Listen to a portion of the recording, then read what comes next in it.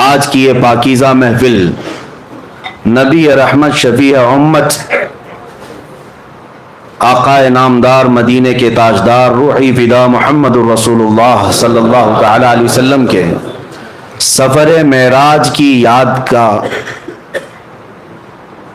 حسین موقع اپنی زندگیوں میں اس کے انوار و تجلیات لوٹنے کا اور اپنی نسلوں تک اس عقیدے کو منتقل کرنے کا آج حسین موقع ہے۔ یہ رات شب معراج کے نام سے پوری دنیا میں پہچانی جاتی ہے۔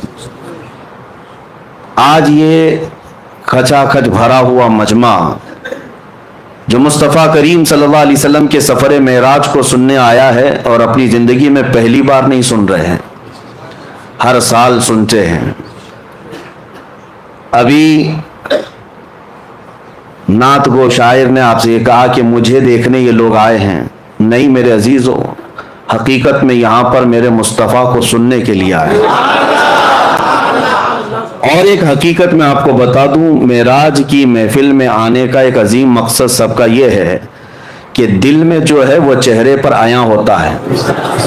آج جو ہے منافق بھی پہچانا جاتا ہے اور مومن بھی پہچانا جاتا ہے۔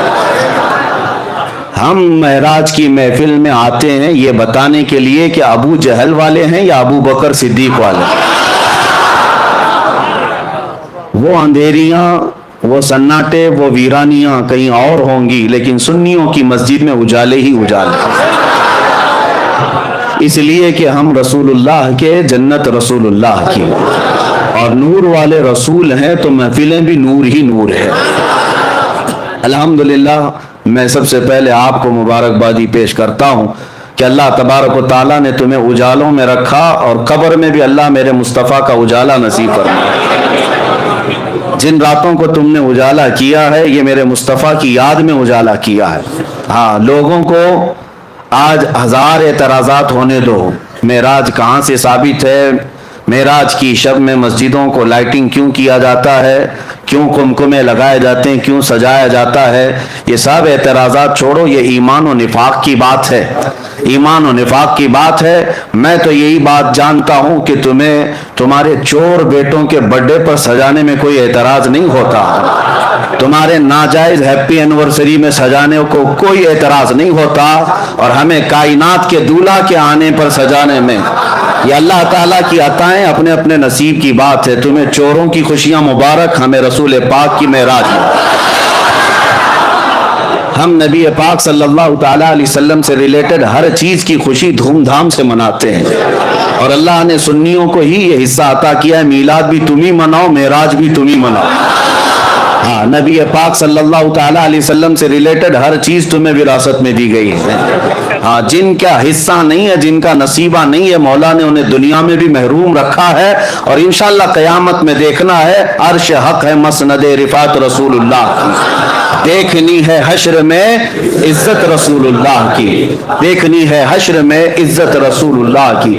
حقیقت میں آپ کو بتاؤں، معراج کا واقعہ سنتے آتے ہیں ہم بچپن سے، اور پھر ہم اس کو دہراتے بھی ہیں، اس لیے کہ بچے جوان ہو رہے ہیں، جوان بوڑھے ہوتے جا رہے ہیں، اور حالات ایسے کہ روز روز نئی تحقیقات اور نئی نئی افواہیں، کسی کی طرف سے اعتراض، کسی کی طرف سے شک ڈالنا، لیکن یہ محفلیں ہر سال آتی ہیں اور ہمارے ذہنوں سے شک کے غبار کو دور کر کے یقین پیدا کرتی ہیں، اور ہم اپنے بچوں میں یہ عقیدہ ٹرانسفر کرتے جائیں گے، اور یہی بات بتاتے جائیں گے اپنے بچوں کو کہ نبی پاک صلی اللہ تعالیٰ علیہ وسلم کی معراج یہ صرف اور صرف ایک واقعہ نہیں ہے، ایک کسوٹی ہے پہچاننے کی، ایک کسوٹی ہے پہچاننے کی۔ مانتے ہو کہ نہیں مانتے ہو یہ دیکھا جائے گا، کیونکہ میرے آقا صلی اللہ تعالیٰ علیہ وسلم کو اللہ نے بہت ساری خصوصیات عطا کی، سب حضور نے قوم میں نہیں بتائی، حضور کو بہت کچھ عطا کیا گیا ہے، سب امت کے سامنے میرے آقا نے نہیں بتائی، لیکن معراج کا سفر حضور کر کے آئے،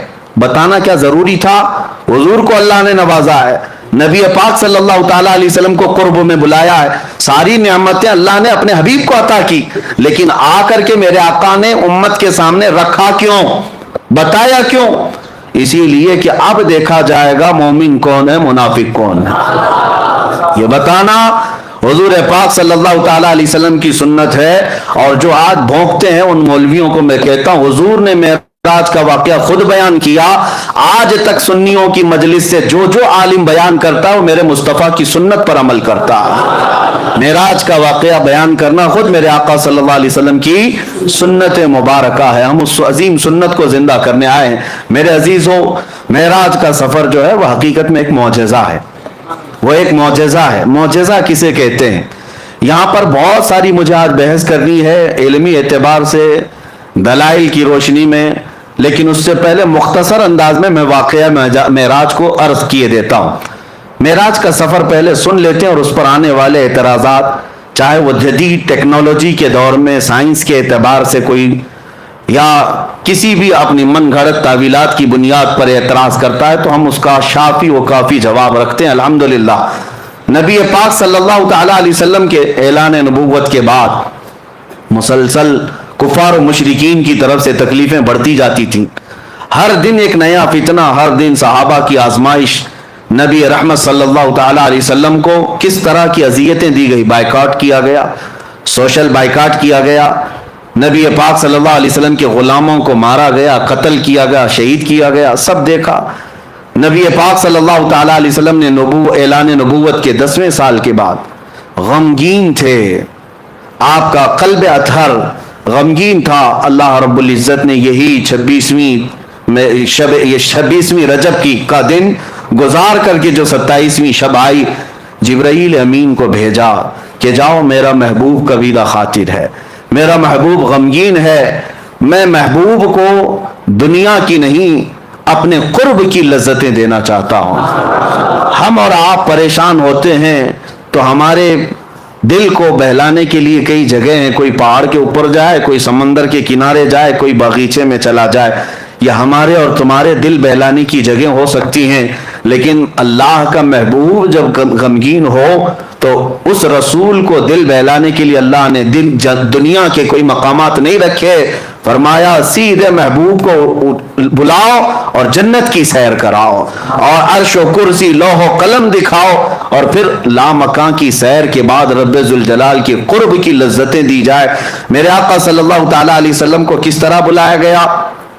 ہم اور آپ اگر دوست ہیں، بلانے کے کئی طریقے ہیں. میں خط بھیج کر کے بلا سکتا ہوں آپ کو، ٹیلی فون کر کے بلا سکتا ہوں، میسج دے کر کے بلا سکتا ہوں. یہ ایک بلانے کا ایک طریقہ یہ ہے. یا تو پھر آپ کو بلانے کے لیے بہت اعلیٰ محبت کا تقاضا یہ ہوتا ہے کہ اعلیٰ محبت کا تقاضا اپنی طرف سے کسی ایک کو قاصد بنا کر بھیجوں، اپنا معتمد کوئی ہو اسے قاصد بنا کر بھیجوں اور کہوں کہ آ جائیے آپ تشریف لائی. یہ عزت کا اعلیٰ درجہ ہوتا ہے. اور اس سے بھی اعلیٰ درجہ یہ ہوتا ہے کہ چل کر نہ ہو، میں سواری بھی میں ہی بھیجتا ہوں. یہ محبت کا اعلیٰ درجہ ہوتا ہے. رب تبارک و تعالیٰ معراج کی رات جب اپنے محبوب کو بلایا، ویسے تو قرآن کی آیتیں ڈائریکٹ اتر رہی تھی. اللہ تبارک و تعالیٰ وہی فرما دیتا محبوب آ جاؤ میرے پاس. نہیں، عظمت اور محبت کا تقاضا یہ تھا. کائنات میں فرشتوں میں سب سے اعلیٰ جو ملائکہ اعلیٰ میں فرشتہ ہے وہ سید الملائکہ جبرائیل امین کو بھیجا گیا. جبرائیل امین کو بھیجا گیا اور ساتھ میں براق سواری کو بھی بھیجا گیا. محبوب میرا جبرائیل کے اٹھانے کے بعد براق پر سواری کرتے ہوئے آئے، ورنہ میرے آقا صلی اللہ علیہ وسلم کو براق کی بھی ضرورت نہیں تھی.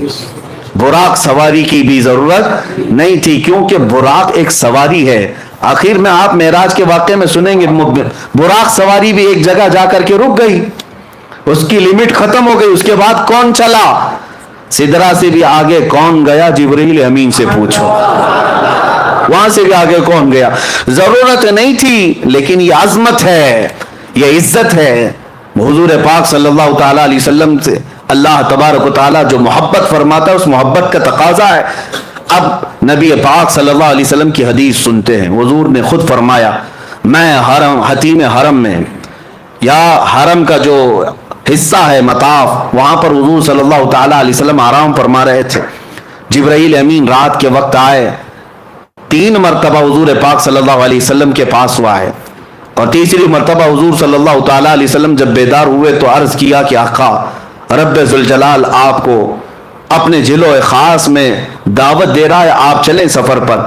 حضور کو اٹھایا اور اتنا ہی نہیں بلکہ چاہے زمزم کے پاس لے جا کر حضور پاک صلی اللہ علیہ وسلم کا سینہ اطہر چاک کیا گیا، آپ کا دل مبارک نکالا گیا، اور جنت کی ایک تشتری میں انوار و تجلیات سے بھرا ہوا پانی تھا، اس پانی سے رسول کریم صلی اللہ علیہ وسلم کے قلب اطہر کو دھویا گیا، پھر دوبارہ آپ کے سینے مبارکہ میں رکھا گیا، اور اس کے بعد پھر جبرائیل امین نے عرض کیا براق سواری آپ کے لیے تیار ہے۔ نبی پاک صلی اللہ تعالیٰ علیہ وسلم جب براق کے پاس گئے، یہ سواری نہ پہلے آپ سے کسی کو دی گئی اور نہ قیامت تک کسی کو دی جائے گی، وہ رسول کریم صلی اللہ علیہ وسلم کا خاصہ ہے۔ وہ براق کیسی سواری تھی، خود حضور فرماتے ہیں خچر سے تھوڑا سا چھوٹی اور گدھے سے تھوڑا سا بڑی، خچر اور گدھے کے درمیانی حصہ تھا، اور اس سواری پر جب حضور صلی اللہ علیہ وسلم تشریف لے جانے لگے، وہ شوق سے اچھل کود کرنے لگا۔ جبرائیل امین علیہ الصلوۃ والتسلیم نے ارشاد فرمایا براق تجھے معلوم نہیں سید الانبیاء تجھ پر سواری کر رہے ہیں۔ براق نے یہی کہا کہ اسی شوق میں اور اسی مست و شادمانی میں رقص کنا ہوں، اور نبی پاک صلی اللہ علیہ وسلم اس پر جب سوار ہوئے تو اس براق کی تیز رفتاری کا عالم یہ تھا جہاں تک نظر پڑتی ہے اس کا پہلا قدم ہوا کرتا۔ اب وہ سواری سے میرے آقا صلی اللہ تعالی علیہ وسلم نکلے، اور آپ کے سفر کی جو پہلی منزل تھی وہ بیت المقدس، تقریباً مکہ مکرمہ سے بیت المقدس کا سفر 1400 کلومیٹر کے فاصلے پر ہوتا ہے، 1400 یا 1500 اس وقت کے میل کا حساب جو بتایا گیا ہے۔ عزیزان گرامی، جب رسول کریم صلی اللہ تعالی علیہ وسلم وہاں پر تشریف لے گئے، میں ایک ایک چیز پر آپ توجہ دیں۔ جبرائیل امین دروازے کے باہر کھڑے ہو گئے اور حضور صلی اللہ علیہ وسلم اپنی سواری سے اترے۔ حضور فرماتے ہیں بیت المقدس کا دروازہ کھلا ہوا تھا، باب محمد اس کو کہا گیا، باب محمد کھلا ہوا تھا۔ رات کے وقت، کتنی رات گزری یہ پتہ نہیں، لیکن رات کے وقت مسجد کا دروازہ کھلا ہوا تھا، باہر پتھر لگے ہوئے تھے۔ جبرائیل امین نے ایک پتھر میں اپنی انگلی سے سوراخ کیا اور براق سواری کے رسی کو وہاں پر باندھ دیا، جیسے گھوڑے کو باندھا جاتا ہے وہاں آپ نے ایک سوراخ کیا، اور اس سوراخ میں براق کے گلے سے جو رسی تھی اس رسی کو لگا دیا۔ اب رسول کریم صلی اللہ تعالی علیہ وسلم بیت المقدس میں اندر تشریف لائے تو دیکھا آدم علیہ السلام سے لے کر عیسیٰ علیہ السلام تک جتنے نبی تھے سب بستہ وہاں پر کھڑے تھے، سب کے سب وہاں پر کھڑے ہوئے تھے۔ اعلیٰ حضرت امام اہل سنت فاضل بریلوی فرماتے ہیں نماز اقصا میں تھا یہی سر، آیا ہو معنی اول و آخر، کہ صف بستہ پیچھے ہیں حاضر جو سلطنت آگے کر گئے تھے۔ سارے بادشاہ اپنے زمانے کے وہ انبیاء کرام علیہ السلام تھے، لیکن آج وہ مقتدی بن کر کھڑے ہوئے تھے۔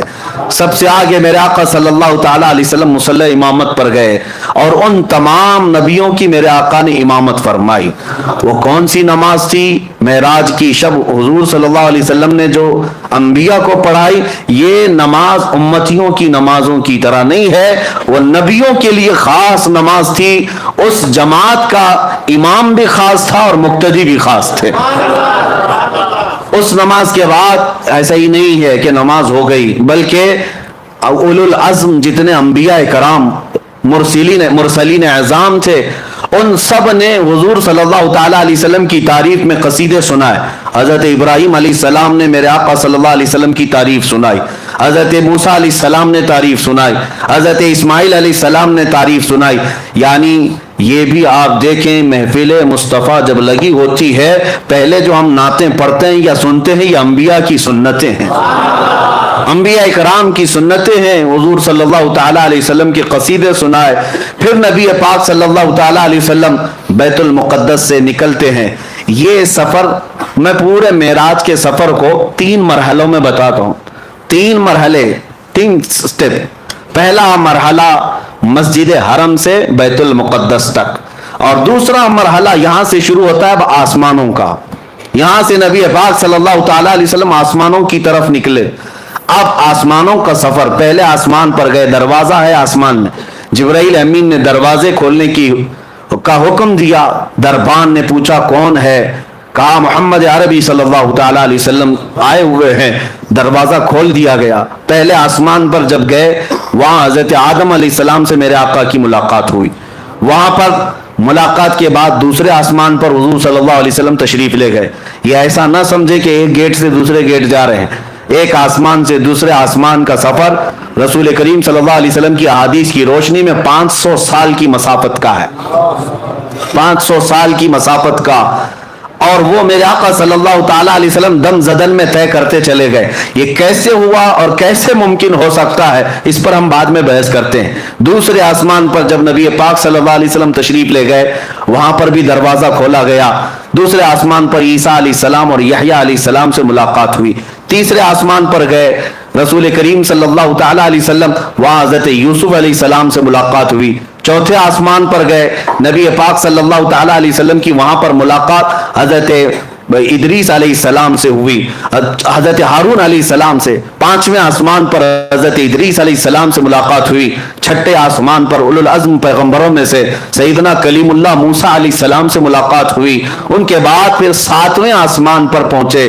ہر آسمان کی شکل الگ، ہر آسمان کی حیت الگ، ہر آسمان کے دروازے الگ، ہر آسمان میں فرشتے بھی الگ. ساتویں آسمان پر جب گئے نبی پاک صلی اللہ علیہ وسلم نے دیکھا ابو الانبیاء حضرت ابراہیم علیہ السلام وہاں پر تھے. ان سے ملاقات ہوئی. نبی پاک صلی اللہ تعالی علیہ وسلم نے سب سے ملاقاتیں کی، سب سے بات چیت بھی فرمائی. اور اس کے بعد سدرۃ المنتہا پہنچے. سدرۃ المنتہا کیا ہے؟ ایک بیری کا درخت، ایک ایسا درخت جس کی لمبائی چوڑائی کو تم تصور میں بھی نہیں لا سکتے، تصور میں بھی نہیں لا سکتے. یہ پوری دنیا اس کے ایک پتے کے برابر بھی نہیں. پوری دنیا اس درخت کے پتے کے برابر نہیں. سدرۃ المنتہا وہ ایک جھاڑی ہے جس کے ارد گرد اللہ کے تمام فرشتے ہیں. سدرۃ المنتہا یہ جبرائیل امین علیہ الصلوۃ والتسلیم کا آخری مقام ہے. وہاں پہنچنے کے بعد اب جتنے فرشتے اللہ تعالیٰ کے ہیں سب ہجوم در ہجوم آنے لگے. اور یہ حدیث پاک میں ہے سارے فرشتے آ کر اللہ رب العزت کی بارگاہ میں عرض کرنے لگے، اے مولا آج تیرا محبوب تیرے قرب کے اور تیرے وصال کی لذتیں پانے کے لیے سفر معراج پر آیا ہے. اس سے بہتر موقع ہمیں نہیں ملے گا. ایک بار تیرے حبیب کے دیدار کا موقع عطا کیا جائے. اللہ رب العزت کی طرف سے ملائے اعلیٰ تمام فرشتوں کو اجازت دی گئی. حضور صلی اللہ تعالی علیہ وسلم ارشاد فرماتے ہیں میں سدرۃ المنتہا کے پاس تھا، فرشتے ہجوم در ہجوم آتے اور زیارت کرتے، درود پڑھتے اور نکلتے چلے جاتے. وہ کیسا سما تھا، وہ کیسا نور کا وہ ماحول تھا کہ اس لمحے یہ کتنے لمحے گزرا، کتنا زمانہ گزرا، ہم میں سے کوئی ادراک نہیں کر سکتا، تصور نہیں کر سکتا. سدرۃ المنتہا کے سفر کے بعد یہ دوسرا مرحلہ ختم ہوا.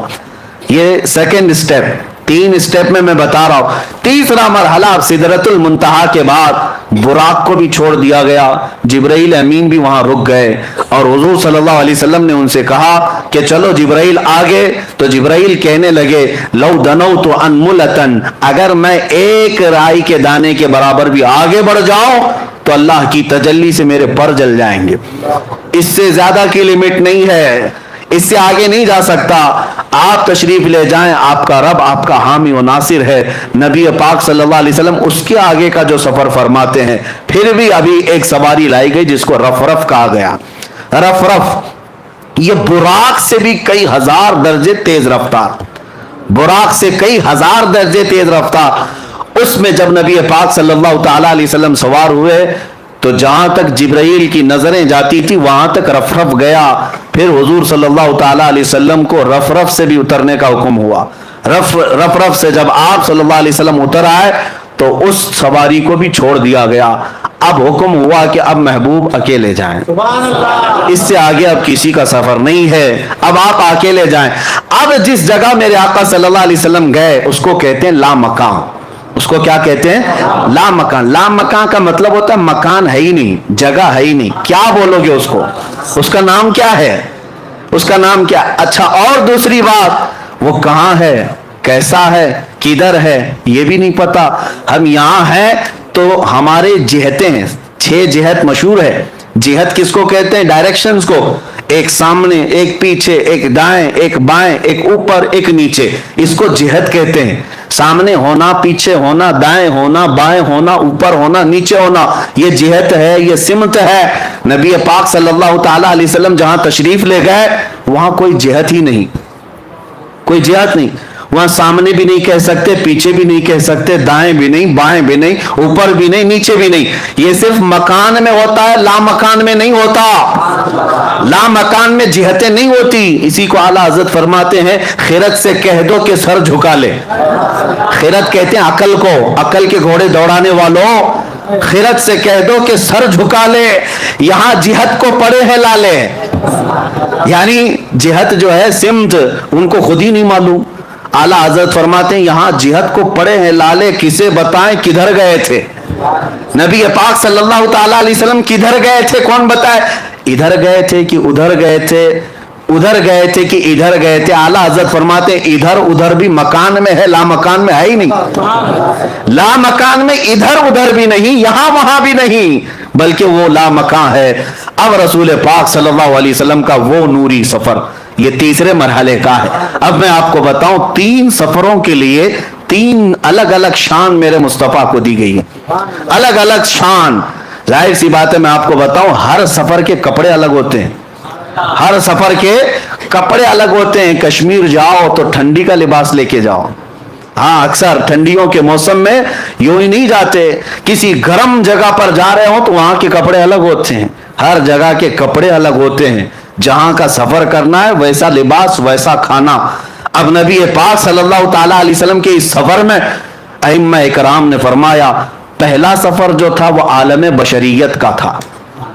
मस्जिद हरम से मस्जिद अक्सा तक यह आलम बशरियत का सफर था, बशरियत का। और अब से यहां से बैतुल मुक़द्दस से सिदरतुल मुंतहा तक नबी पाक सल्लल्लाहु अलैहि वसल्लम की नूरानियत का सफर था।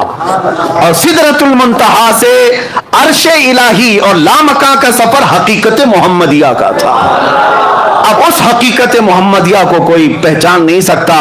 बशरियत भी मेरे आका में है, नूरानियत भी मेरे आका में है, और हकीकत भी मेरे आका में है। और हर जगह का लिबास अलग है, और हर जगह की मेराज हुई। हर जगह की मेराज किसे कहते हैं? उरूज को, बुलंदी को। हर जगह वो चीज मेरे आका को दी गई जिसको आम इंसान कर ही नहीं सकता, आम इंसान कर ही नहीं सकता। बशरियत में मेरे आका को ऐसा ले जाया गया कि मस्जिद हरम से मस्जिद अक्सा तक का सफर कितने छोटे लम्हे में कराया गया। क्या कोई ये बशर कर सकता है? यह आलम बशरियत की मेराज थी, और यह भी मौजज़ा है। अब बैतुल मुक़द्दस से सिदरतुल मुंतहा का सफर, यह नूरानियत का सफर है, और वो सफर भी कोई फरिश्ता भी नहीं कर सकता।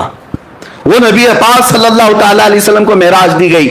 अब सिदरतुल मुंतहा से रब्बे जुल जलाल की विसाल और कुर्ब तक की सबका सफर, यह हकीकत मोहम्मदिया का सफर था। वहां भी मेराज, हुजूर की बशरियत की भी मेराज है, नूरानियत की भी मेराज है, और हकीकत की भी मेराज है।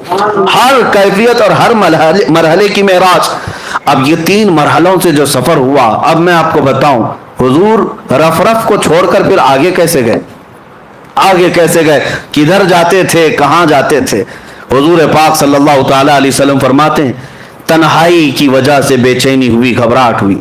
किसी को होती है, बशरियत का तकाजा हो, या ऐसी जगह पर पहली मर्तबा आमद जो जगह ही नहीं, वहां क्या है? सिर्फ नूर ही नूर है, सिर्फ नूर ही नूर है। और नूर का मैं आपको बताता हूं ऐसा कैसे हो सकता है।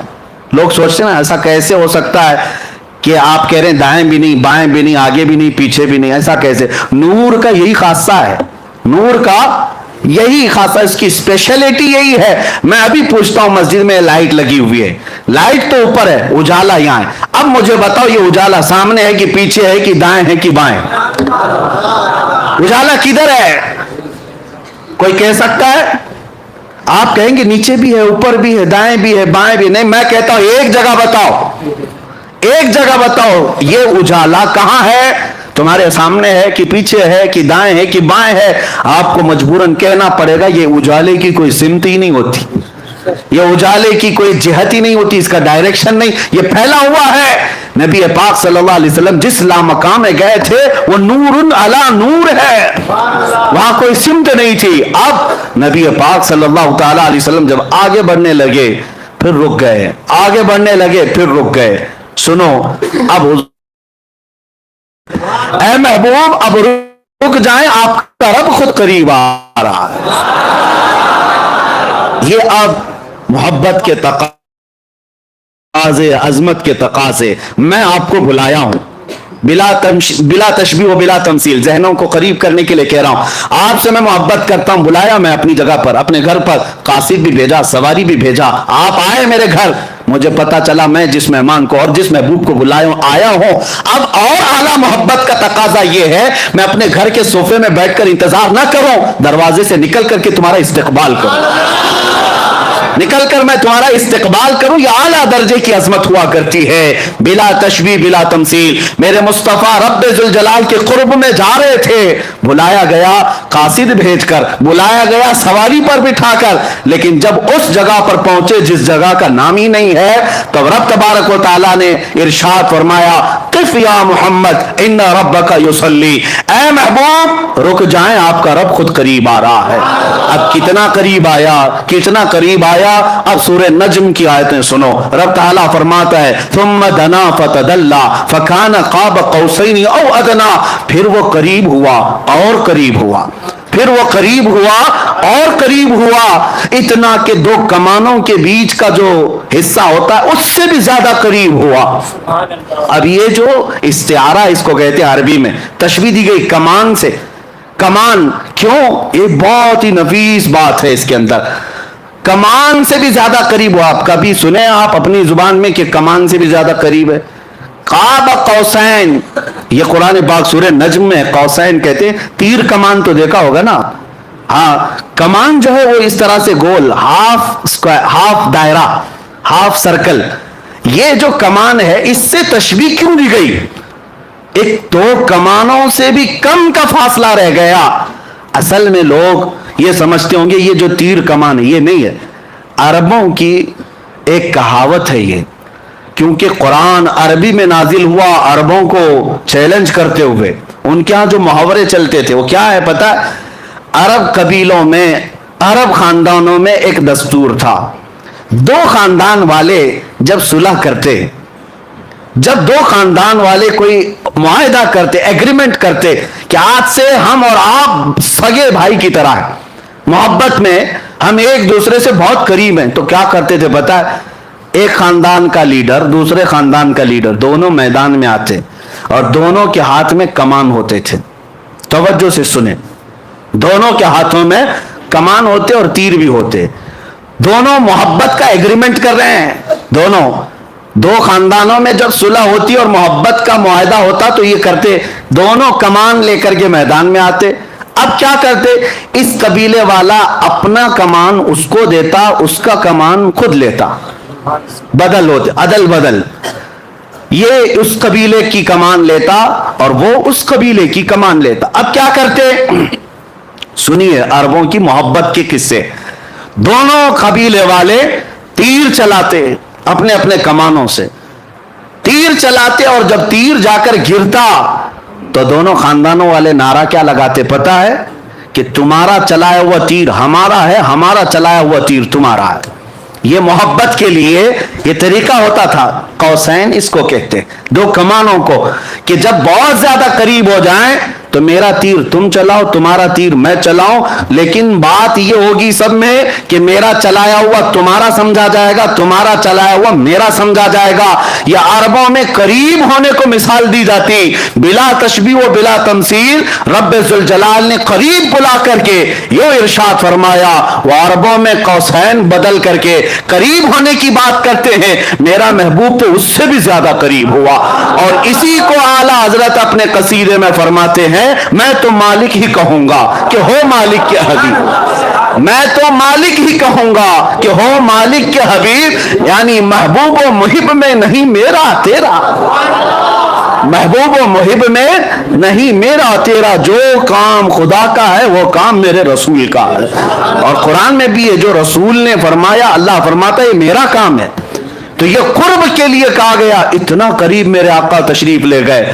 اب میں آپ کو بتاتا ہوں اس کے بعد کیا ہوا، اس کے بعد کیا ہوا، وہاں پر رب ذوالجلال کو محبوب رب نے، حضور پاک صلی اللہ تعالیٰ علیہ وسلم نے اپنے ظاہری آنکھوں سے دیکھا، صرف تجلی کو نہیں پوری ذات الہی کو دیکھا۔ اب یہاں پر جو اعتراض ہے قرآن پاک میں لا تدرکہ الابصار، اس کو کوئی آنکھ دیکھ نہیں سکتی، اس کو کوئی آنکھ دیکھ نہیں سکتی. یہ آیت پڑھ کر کے بعض لوگ یہ کہتے ہیں یہ ہو ہی نہیں سکتا, حضور کیسے دیکھ سکتے ہیں؟ لیکن میں ان سے کہتا ہوں اس آیت میں اللہ نے یہ نہیں فرمایا کہ میں عطا کروں تو بھی نہیں دیکھ سکتا, یہ تو نہیں فرمایا. کوئی آنکھ نہیں دیکھ سکتی یقین ہے, لیکن وہ خود کسی کو طاقت دے دے تو ممکن ہے, ممکن ہے. مولا کریم, اب میں آپ کو اسی بحث کی طرف لے جاؤں گا. پہلے اس معراج کے واقعے کو کمپلیٹ کرتے ہیں, کیونکہ یہ ہمارا دستور ہے. پورا آپ سن لیں. قریب اتنا ہوئے, اب اس کے بعد کتنی دیر رہے, کیا باتیں ہوئی, یہ محبوب و محب کے راز ہیں. فَأَوْحَى إِلَىٰ عَبْدِهِ مَا أَوْحَى. قرآن میں یہ ہے کہ اللہ نے اپنے حبیب پر وحی کی جو وحی کی, خود رب تعالیٰ نہیں بتایا. قرآن میں ہر چیز بتائی گئی ہے, لیکن وہاں اپنے حبیب کو کیا باتیں کی اللہ فرماتا ہے فَأَوْحَى إِلَىٰ عَبْدِهِ مَا أَوْحَى. اپنے بندے خاص سے جو باتیں کرنی تھی کر لیا, رب ہو گئی باتیں. اب اس کے بعد رسول پاک صلی اللہ علیہ وسلم ارشاد فرماتے اللہ عز و جل نے اپنے دست قدرت کو میرے سینے پر رکھا, جس کی ٹھنڈک میں نے اپنے دل میں محسوس کی, اور اس کے بعد میں نے زمین و آسمان کی ہر چھپی ہوئی چیز کو دیکھ لیا, ہر شے میرے سامنے عیاں ہو گئی. پھر اعلیٰ حضرت اسی کو فرماتے یا رسول اللہ, سر عرش پر ہے تیری گزر, در فرش پر ہے تیری نظر, ملکوت و ملک میں نہیں کوئی شے وہ جو تجھ پہ عیاں نہیں, اور کوئی غیب کیا تم سے نہاں ہو بھلا, جب نہ خدا ہی چھپا. سب سے اعلیٰ دنیا میں کوئی چیز آپ کو لگتی ہو تو آپ اپنے اپنے حساب سے عقل سے سوچتے ہوں گے آسمان سب سے بلند ہے فلاں اس سے, لیکن پوری کائنات کو بنانے والا رب العالمین ہے. اس رب العالمین کو جب رسول پاک نے اپنی آنکھوں سے دیکھ لیا, خدا دیکھ لیا, تو پھر خدائی کیا رہ گئی؟ خدا کو دیکھ لیا تو پھر خدائی کوئی چیز باقی نہ رہی, سب دیکھ لیا میرے آقا صلی اللہ علیہ وسلم نے. اب رب العالمین کے جلوے خاص سے جب آنا تھا تب واپس ہوئے, اور کتنے سال تھے, کب آئے, یہ نوری سفر ہے, اس میں کوئی بتا نہیں سکتا. واپس جب میرے آقا صلی اللہ تعالیٰ علیہ وسلم تشریف لائے تو آپ کو پتا ہے چھٹے آسمان پر حضرت موسیٰ علیہ السلام سے ملاقات ہوئی. اب یہاں پر بھی دیکھیں مہمان کے تقاضے کیا کیا ہوتے ہیں. پھر میں آتا ہوں ہماری زندگیوں کے معاملہ, پھر میں یہی کہوں گا بلا تشبیہ و بلا تمثیل, آپ سے محبت کرتا ہوں, بلانا چاہتا ہوں, قاصد بھیجا, سواری بھیجا, آپ آئے, گھر سے نکل کر کے میں آیا, استقبال کیا, آپ آ بھی گئے, بیٹھ بھی گئے, محبت کی باتیں بھی ہوئی, جانے لگے. محبت کا ایک اور عظیم اخلاقی اعتبار سے عظمت کی ایک نشانی یہ بھی ہے کہ جب محبوب جا رہا ہو تو خالی ہاتھ نہ جائے, مہمان جا رہا ہو تو خالی ہاتھ نہ جائے. محبوب آئے ہو عرش تک, محبوب آئے ہو معراج میں, جا رہے ہو تو تحفہ لے کر جاؤ. تحفہ, اب تحفہ کیا دینا چاہیے؟ میں تو یہی محسوس کروں گا بلا تشبیہ و بلا تمثیل, میں آپ کے مزاج کو دیکھ کر تحفہ دیتا ہوں. آپ آئے ہیں, آپ عطر پسند کرتے ہیں, عطر لے کے جائیے. آپ کو کپڑے پسند ہیں, کپڑے لے کر کے جائیے. آپ کو تسبیح پسند ہے, آپ وہ لے کر جائیں. ہر ایک آدمی پہلے پوچھ لیتا ہے کہ فلاں کو کیا پسند ہے. آپ اپنے گھر میں آنے کے وقت کئی لوگ پوچھتے ہیں کیا میٹھا پسند کرتے ہیں, کیا کھانا پسند کرتے ہیں. یعنی دستور زندگی کا یہ ہے آنے والے کی پسند دیکھی جاتی ہے, اور وہی چیز کھلائی بھی جاتی, وہی چیز دی بھی جاتی. لیکن کمال ہے جب رسول پاک صلی اللہ تعالیٰ علیہ وسلم کو رب تعالیٰ تحفہ دے رہا ہے تو رسول پاک کی یقیناً پسند کے مطابق ہی دیا گیا ہوگا, پسند کے مطابق ہی دیا گیا ہوگا. اب یہاں سے پتہ چلتا ہے میرے آقا کا کمال. رسول پاک صلی اللہ تعالیٰ علیہ وسلم کو سب سے زیادہ کوئی چیز پسند تھی تو ہم غریب امتی پسند تھے. حضور کی یہی کی پسند ہے, امتی امتی.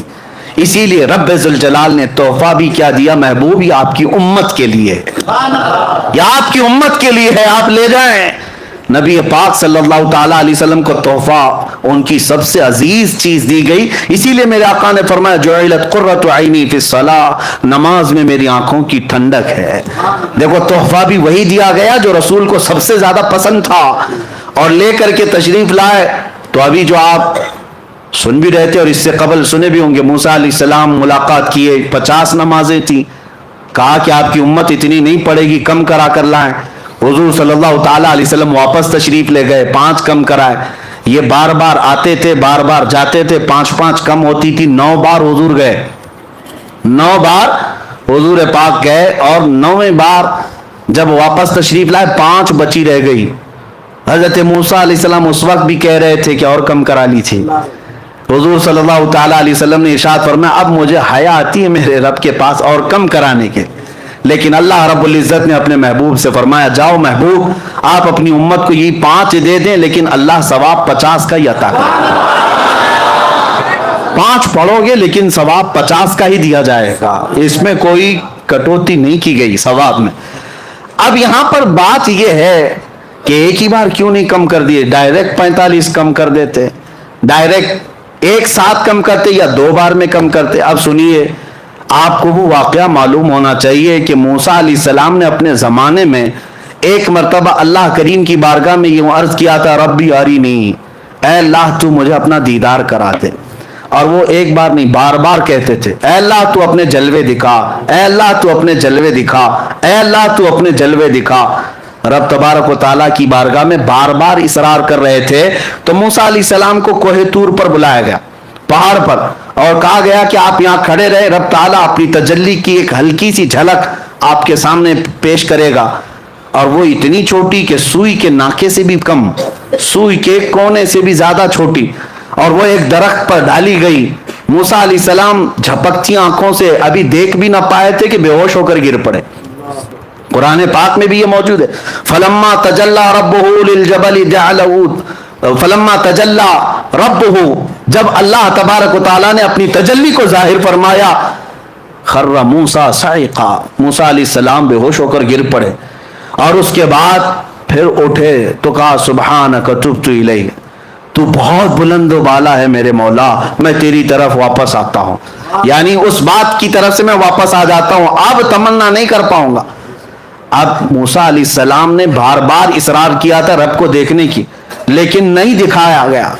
اسی کو اعلیٰ حضرت فاضل بریلوی رحمۃ اللہ تعالیٰ علیہ فرماتے ہیں کہ تبارک اللہ شان تیری تجھی کو زیبا ہے بے نیازی، یا رسول اللہ تبارک اللہ شان تیری تجھی کو زیبا ہے بے نیازی، کہیں تو جوش لن ترانی کہیں تقاضے وصال کے تھے، وہ سرور کشور رسالت جو عرش پر جلوہ گر ہوئے تھے، نئے نرالے طرب کے ساما عرب کے مہمان کے لیے تھے۔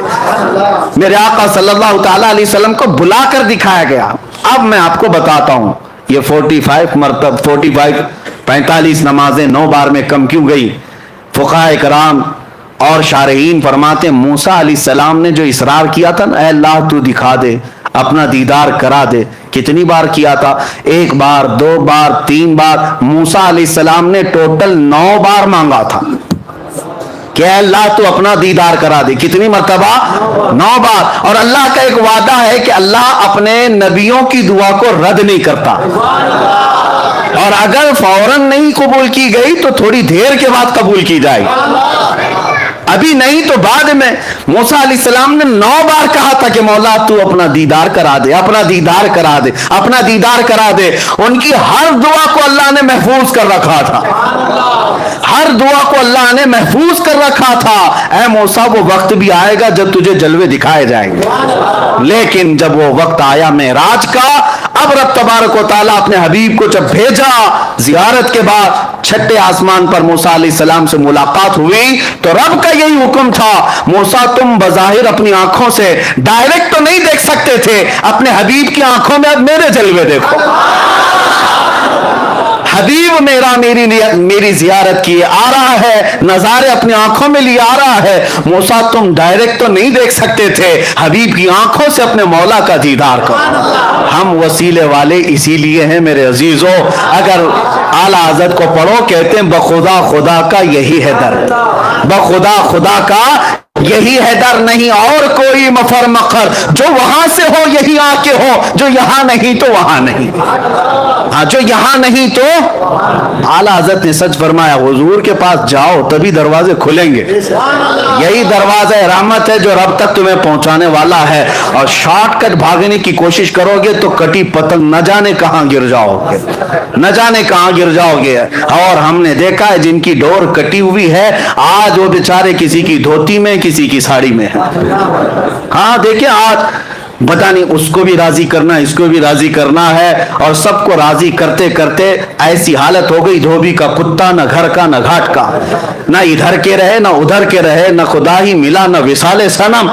ہاں بیچ میں بات آ گئی، میں عرض کر رہا ہوں میرے عزیزو، یاد رکھو راضی کرنا ہو اپنے حبیب کو راضی کرو، راضی کرو۔ وہ مولا تمہارے ایک سجدے سے راضی ہوتا ہے، وہ ایک سجدہ جسے تو گراں سمجھتا ہے 1000 سجدوں سے دیتا ہے آدمی کو نجات۔ اقبال نے سچ کہا تھا، ایک سجدہ دل کے ساتھ میرے مولا کی بارگاہ میں کر لو، ہر جگہ مولا جھکنے سے محفوظ رکھے گا، ہر جگہ تمہارے سر کو محفوظ رکھے گا۔ ابھی ابھی آپ نے سنا ہوگا دھرم سنسد کے نام پر کچھ پاکھنڈی مولوی، آپ پہلے پاکھنڈی پجاری ہوتے تھے اور پاکھنڈی مولوی بھی ہیں، وہ غدار ہیں جماعت کے، داڑیاں بھی ہیں ٹوپیاں بھی ہیں اور بڑے نامچین نام رکھتے ہیں اور پورے ہندوستان کی نمائندگی کرنے کی بات کرتے ہیں۔ لیکن انہوں نے کیا کیا، ابھی ایک محفل بلائی دھرم سنسد کے نام پر، شاید ہو سکتا ہے خبریں نہیں دیکھ رہے ہو آج کل یا پہنچی نہیں ہوں گی، اللہ کرے کہ نہ ہی پہنچے ہیں، اس لیے کہ دلوں کے اندر ایسی چیزیں پیدا ہو جاتی ہیں، اللہ ہی بچائے ان ظالموں کی وجہ سے۔ یہ جماعت دیوبند کے بڑے قائدین علماء کی بات کر رہا ہوں جن کے پیچھے پوری پوری جماعت چلتی ہے، اور در سنسد بلا کر پنڈت بھی ہیں، سکھ بھی ہیں، جین بھی ہیں، بلایا تو بلایا، ہمیں اس سے کیا ہے، جس کو بلانا ہے سب کو بلاؤ۔ لیکن بیٹھے بیٹھے مولوی صاحب کہنے لگے اللہ بھی ایک ہی ہے، اوم بھی ایک ہی ہے، جو اللہ کہے گا وہ بھی ٹھیک ہے، اوم کہے گا وہ بھی ٹھیک ہے، سب ایک ہی ہے۔ یہی میں کہتا ہوں کہ کچھ کو راضی کرنے کے لیے انہوں نے کیا تو سٹیج پر کہ یہ بھی راضی ہو جائیں، حکومت پر بیٹھے ہوئے کتے تھوڑے سے ہمیں بھی ٹکڑے ڈال دیں، اسی لیے تو کیا، لیکن ہوا کیا، وہیں سے چھوڑ کر کے سارے چلے گئے اور کہا مولوی صاحب تمہارے قصے ہم نہیں سنیں گے۔ اللہ کی پناہ، تم ان کو راضی کرنے کے لیے کہاں سے کہاں گر پڑے، کہاں سے کہاں گر پڑے، نہ ادھر کے رہے نہ ادھر کے رہے۔ اسی لیے 100 سال پہلے میرے اعلیٰ حضرت نے سمجھایا تھا، ہاں اے لوگوں بیدار رہو، آنکھ سے کاجل صاف چرا لیں یہاں وہ چور بلا کے ہیں، تیری گٹھری تاکی ہے اور تو نے نیند نکالی ہے، سونا جنگل رات اندھیری چھائی بدلی کالی ہے، سونے والوں جاگتے رہیو چوروں کی، ہاں یہ وہی چور ہیں، یہ وہی چور ہیں۔ آنکھ سے کاجل صاف چرا لیں کیا مطلب ہے، کاجل کوئی چراتا ہے، کاجل کوئی چراتا ہے؟ پولیس اسٹیشن میں جا کر پوچھو کیا آپ کے پاس اب تک کوئی ایسا کیس رجسٹر ہوا کہ کوئی چور جو ہے کسی کا کاجل چرا کے گیا ہو؟ شاید کوئی تھانے دار کہے گا کہ نہیں ایسا تو کوئی کیس نہیں آیا، لیکن یہاں آتا ہے کیس۔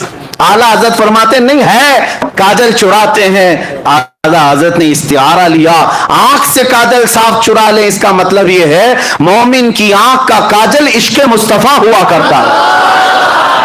یہ سرمے کی بوتل کاجل کی ڈبیا نہیں مراد ہے، ہر مومن کی آنکھ کا کاجل، آنکھ کا سرما میرے مصطفیٰ کا عشق ہے، اور وہ تمہاری آنکھوں میں لگا ہوا ہے، اور اس کاجل کو چرانے والے چور گلی گلی گٹھری لے کر گھومتے ہیں اور آتے اللہ رسول کی باتیں، اللہ رسول کی باتیں کہاں لے جا کر کے چھوڑ رہے ہو۔ اسی لیے میرے عزیزوں، ہمارے بزرگوں نے ایک بہت اچھی بات سنائی تھی کہ بگولا جو ہے بہت سفید رہتا ہے، بڑا خوبصورت دکھتا ہے۔ ایک بار ندی میں آیا اور سر جھکائے بیٹھا تھا، تسبیح پڑھ رہا تھا، مچھلیاں خوش ہو گئی، اللہ والے آئے ہیں، اللہ والے اتنے سفید ہیں، اتنے خوبصورت ہیں اور سر جھکائے بیٹھے ہوئے صرف تسبیح پڑھتے ہیں۔ چھوٹی چھوٹی مچھلیاں تھی، نئی نئی مچھلیاں تھی، انہیں پتہ نہیں کہ بگولا کیسے شکار کرتا ہے، انہیں معلوم نہیں۔ بڑی مچھلی جو تھی، بڑی مچھلی کو جب پتا چلا بگلا آیا ہے، اندھا بگلا جس کو کہتے ہیں سفید والا، وہ آیا ہے, چھوٹی مچھلیاں دوڑی دوڑی جا رہی, چلو زیارت کے لیے حضرت آئے. بڑی مچھلی نے سمجھا نہیں میاں یہ تو چور ہے, یہ چور ہے, یہ ڈاکو ہے, جاؤ گے اچھک لے جائے گا. سب برا بھلا کہنے لگی, یہ اماں یہ دادی یہ پرانے خیالات کی ہیں, ان کو کیا معلوم اللہ والوں کو برا کہتی ہے. ہاں یہ اپنے گھر میں رہتی ہیں, بوڑھی ہو گئی ہیں, اللہ والوں کو گالیاں دیتی, کتنے سفید ہیں کتنے شریف, آنکھیں بند کیے ہیں, تسبیح پڑھ رہے, سر جھکائے. بوڑھی مچھلیاں بولتی رہ گئی, چھوٹی مچھلیاں سمجھ نہ پائی. کہا کہ یہ سب پرانے زمانے کے خیالات ہیں, ہم تو قدم بوسی کر کے آئیں گے, ہم تو ہاتھ چوم کے آئیں گے. چھوٹی چھوٹی مچھلیاں آئیں قدم بوسی کرنے کے لیے اندھے بگولے کے پاس. جب قریب آئی قدموں کے پاس, بگولا چونچ مارا, سب کو اٹھا کر لے گئے. اس مچھلی کو اس مچھلی کو جو جو چونچ میں آئی اٹھا کر بھاگ گیا. بچی ہوئی مچھلیاں آئیں اور اماں سے کہنے لگی سچ کہتی تھی آپ, سچ کہتی تھی. میرے عزیزو بزرگ یہی تو سمجھاتے تھے آپ سب کو کہ آنکھ سے کاجل صاف چرا لے یا وہ چور بلا کے ہیں. ہمارے نوجوان کہتے ہیں نہیں اللہ والوں کو آپ برا برا کہتے ہیں, اوپر سے نیچے تو سفید لباس پہنے رہتے ہیں, آپ بگولے کی طرح ہیں. لیکن ہم کہتے ہیں وہ ٹھوک مار کر لے جائیں گے. اسی لیے پرکھنا ہے کسی کو تو جبے ٹوپی سے مت پرکھو, پرکھنا ہے کسی کو تو داڑھی ٹوپی سے مت پرکھو. اگر کسی کے کپڑے پھٹے ہوئے ہوں, بڑا گندا لباس ہو, سینہ عشق نبی سے بھڑک رہا ہو, وہ ہمارے سر کا تاج ہے, وہ ہمارے سر کا تاج ہے, بلکہ ہم اس کے قدموں میں جان لٹانے کو بھی تیار ہیں. پرکھنا ہو تو حب مصطفیٰ پہ پرکھو. اگر دل میں عشق مصطفیٰ ہے تو وہ ہمارا امام ہے. اسی کو وہ مرشد گرامی حضور تاج الشریعہ رحمۃ اللہ تعالیٰ علیہ فرمایا, نبی سے ہو جو بیگانہ اسے دل سے جدا کر دے, نبی سے ہو جو بیگانہ اسے دل سے جدا کر دے, ادھر مادر برادر جان و مال ان پر فدا کر دے. میرے عزیزو بات ادھر ادھر نہ جائے, یہ دھرم سنسد کے کتوں کو چھوڑ دو اور پھر علل اعلان یہ کہو ظالمو تمہارا دین تمہیں مبارک, ہمارا دین ہمیں مبارک. ہمیں ہر جگہ اللہ اکبر ہی سکھایا گیا ہے. اللہ سب سے بڑا ہے. ان ظالموں کو اتنا بھی نہیں پتا, اوم اور اللہ کو ملانے کے لیے بیٹھ گئے. ہمیں تو اتنا پتا ہے, ہم جب دنیا میں آئے تھے کان میں سب سے پہلے جو جملہ پڑا اللہ اکبر, سب سے پہلا جملہ جو پڑا وہ کیا تھا اللہ اکبر. اور فخر سے یہ کہتے ہوئے بھی جائیں گے, کان کھول کر سن لو, مریں گے بھی تو جنازے پر امام سب سے پہلے جملہ جو کہے گا وہ اللہ اکبر ہی ہوگا. ہم آئے تھے اللہ اکبر کہتے ہوئے, جائیں گے بھی اللہ اکبر کہتے ہوئے. نہ جانے ان ظالموں کے کان میں کس نے کیا بھونکا تھا, ہمیں نہیں پتا, ہمیں تو اللہ اکبر کہا گیا تھا. ان کے کانوں میں کس نے کیا بھونکا تھا معلوم نہیں. وہی جملے آج یہاں کہتے آ رہے ہیں. اور یہ حقیقت ہے کہ اللہ تعالیٰ منافق کو زیادہ دیر تک چھپنے نہیں دیتا, وہ ظاہر ہو جاتا ہے. لوگوں پہچان لو یہ دین کے دلالوں کو, غداروں کو, منافقین کو, اور اپنے آپ کو ان سے الگ کرو. اور ان کو اگر یہ لگتا ہے آج جو سکتہ میں اس کے پیچھے چلنا چاہیے, اس کی ہمدردی لینے کے لیے تھوڑا بہت اس کے جھنڈے بھی لہرانا چاہیے, اس کی جماعت میں بھی جانا چاہیے, تھوڑا ان کی دعوت بھی کرنا چاہیے, اس لیے کہ ماحول ان کا ہے, ماحول ان کا ہے. جو اس طرح کی بات کہتے ہیں ان کو منہ پہ کہو گرگٹ ہو, تم گرگٹ ہو, جیسا رنگ ویسا تمہارا چہرہ بدلتا ہے. اللہ کا شکر ہے, کروڑا شکر ہے, ہم جس قوم سے وابستہ ہیں اہل سنت و جماعت, ہماری تاریخ ہے کہ ہم کبھی بکنے والوں میں نہیں تھے. الحمدللہ ہمارے پاس اسلاف کی قربانیاں ہیں. ہم تو اپنی چمڑیاں بھی چھلوا لیے, ہمارے بزرگ پھانسی کے پھندے پر بھی جھول گئے, لیکن اپنا دین نہیں بیچ کر کے گئے, بلکہ ہر زمانے میں یہ اعلان کرتے گئے کسی کی جے وجے کیوں پکاریں, کیا غرض ہم کو, ہمیں کافی ہے سید اپنا نعرہ, یا رسول اللہ ہمیں کافی ہے سید اپنا نعرہ. اب اسی بات پر رہے, میں بات عرض کر رہا تھا موسیٰ علیہ السلام اللہ کا دیدار کس کے ذریعے سے کر رہے ہیں, میرے مصطفیٰ کی نگاہوں سے. اللہ کو دیکھنا ہو تو نظر مصطفیٰ کو دیکھو, جمال خدا کو, تجلیات کو دیکھنا ہو مصطفیٰ کی نگاہوں میں دیکھو. اعلیٰ حضرت اسی لیے فرماتے ہیں کس کو دیکھا یہ موسیٰ سے پوچھے کوئی, کس کو دیکھا یہ موسیٰ سے پوچھے کوئی. آنکھ والوں کی ہمت پہ لاکھوں سلام, آنکھ والوں کی ہمت پہ لاکھوں سلام. بہت ساری حکمتیں الگ الگ بیان کی گئیں, 9 मरतबा मूसा अलैहिस्सलाम ने कोहे तूर पर मांगा था, मौला तू मुझे दिखा दे अपना जलवा, दिखा दे अपना जलवा। हर दुआ महफूज की गई। अब महबूब जब आए तो आपको भेजा गया, मूसा अलैहिस्सलाम से कहा गया 5 कम करवाना, भेजना, फिर आएंगे देखकर ताजा ताजा जमाल लेकर, फिर देखना, फिर 5 कम कराना, फिर ताजा ताजा जमाल देखकर आएंगे, फिर नजारा कर लेना। मूसा अलैहिस्सलाम दुआ जो अपनी यहां तूर पर किए थे उसकी इजाबत मेराज की रात मेरे मुस्तफा की नजरों में कर रहे थे। ये तकाजे थे। उसके बाद नबी पाक सल्लल्लाहु तआला अलैहि वसल्लम जब वापस तशरीफ लाए, वापस अब इस सफर में जन्नत और दोज़ख का भी मुलाहिजा किया, अर्श व कुर्सी, लौह व कलम और सारे अल्लाह तबारक व तआला की खुदाई को देखकर वापस तशरीफ लाए। हुजूर फरमाते हैं मैं जब आया तो उसके बाद नबी पाक सल्लल्लाहु अलैहि वसल्लम फरमाते मैं मस्जिद हरम के उसी इहाते में था जहां से मुझे ले जाया गया था, और जब मैं आंख खोल कर देखता हूं तो मेरे दरवाजे की जंजीर अभी हिल रही थी जिसको खोल कर गए थे। हुजूर पाक सल्लल्लाहु तआला अलैहि वसल्लम जिस बिस्तर पर आराम कर रहे थे वो बिस्तर अभी गर्म ही था। यानी कितनी देर गर्म रह सकता है सोए हुए आदमी का बिस्तर। ता अर्श गए फिर आए मोहम्मद, जंजीर भी हिलती रही, बिस्तर भी रहा गर्म। उसके बाद नबी पाक सल्लल्लाहु तआला अलैहि वसल्लम सुबह जब तशरीफ लाते हैं सहाबा के दरमियान, अब इम्तिहान का वक्त शुरू है। उस वक्त से जो इम्तिहान शुरू है उम्मत का वो आज तक चल रहा है और क़यामत तक चलेगा। मेराज का सफर हर जमाने का इम्तिहान है, हर जमाने का। अब देखना आज मैं बयान करूंगा, कल कितने अबू जहल निकलेंगे पता नहीं, और कितने सिद्दीक़ अकबर के चहेते निकलेंगे वो भी मालूम। वहां इम्तिहान था। अब हुजूर सल्लल्लाहु अलैहि वसल्लम अपने मेराज का सफर बयान करने लगे। सहाबा भी थे, मक्का के मुशरिकीन भी थे, कुफार भी थे, सबके सामने जब हुजूर ने बयान किया मैं मस्जिद हरम से बैतुल मुक़द्दस गया। बैतुल मुक़द्दस तो सबको पता है, आसमानों का सफर उस वक्त कोई नहीं किया था, लेकिन बैतुल मुक़द्दस तो गए। लेकिन बज़ाहिर नबी पाक सल्लल्लाहु अलैहि वसल्लम ने अपनी जिंदगी में यानी पैदल सफर करके कभी हुजूर बैतुल मुक़द्दस एक बार भी नहीं गए, सिर्फ मेराज की रात गए। उससे पहले भी नहीं, उसके बाद भी कभी गए नहीं। हुजूर सल्लल्लाहु तआला अलैहि वसल्लम एक ही बार मेराज के सफर में बैतुल मुक़द्दस गए। जब सबको सुनाया और उसके बाद नबियों की इमामत का वाक़या, फिर आसमानों का सफर, फिर उसके बाद सिदरतुल मुंतहा, फिर अर्श व कुर्सी, फिर मकाम रब्बे जुल जलाल, विसाल की लज्जतें सुनाए। अब जिसको मानना था उन्होंने मान लिया, जिसको कुछ पूछना था उन्होंने पूछ लिया, और जिसको इनकार करना था वो ठट्टा मारकर भागने लगे। उसी महफिल से सबसे पहले चीख मार करके जो भागा था वो अबू जहल था। उसने कहा कि ये सब मनगढ़ंत किस्से हैं। उसने बुरे बुरे अल्फाज कहे कि बहक गए, दिमाग में फला आ गया, फला आ गया, और निकल करके उसने सोचा कि अब ये वाकया बहुत अच्छा है डैमेज करने के लिए। हाँ, लोगों को बताऊंगे देखो ऐसे ऐसे किस्से बयान कर रहे हैं, हो ही नहीं सकता ऐसे। कौन मानता है ऐसे वाकयात को उस जमाने में जब साइंस ही नहीं है, ना कोई रॉकेट है, ना कोई प्लेन है कि उड़ करके चला जाता, कुछ नहीं है। अबू जहल जब बाहर निकला तो सबसे पहले मुलाकात अबू बकर सिद्दीक से ही हुई। हजरत अबू बकर सिद्दीक महफिल में नहीं थे जब हुजूर मेराज का वाकया बयान कर रहे थे, नहीं थे, बाहर थे, आ रहे थे कहीं से। अबू जहल पकड़ लिया और कहा अबू बकर एक बहुत अच्छी खबर है। कहा क्या है? कहा मक्का में एक शख्स आया है और वो कह रहा है रात के वक्त वो मस्जिद हरम से उठा और मस्जिद अक्सा चला गया एक ही रात में।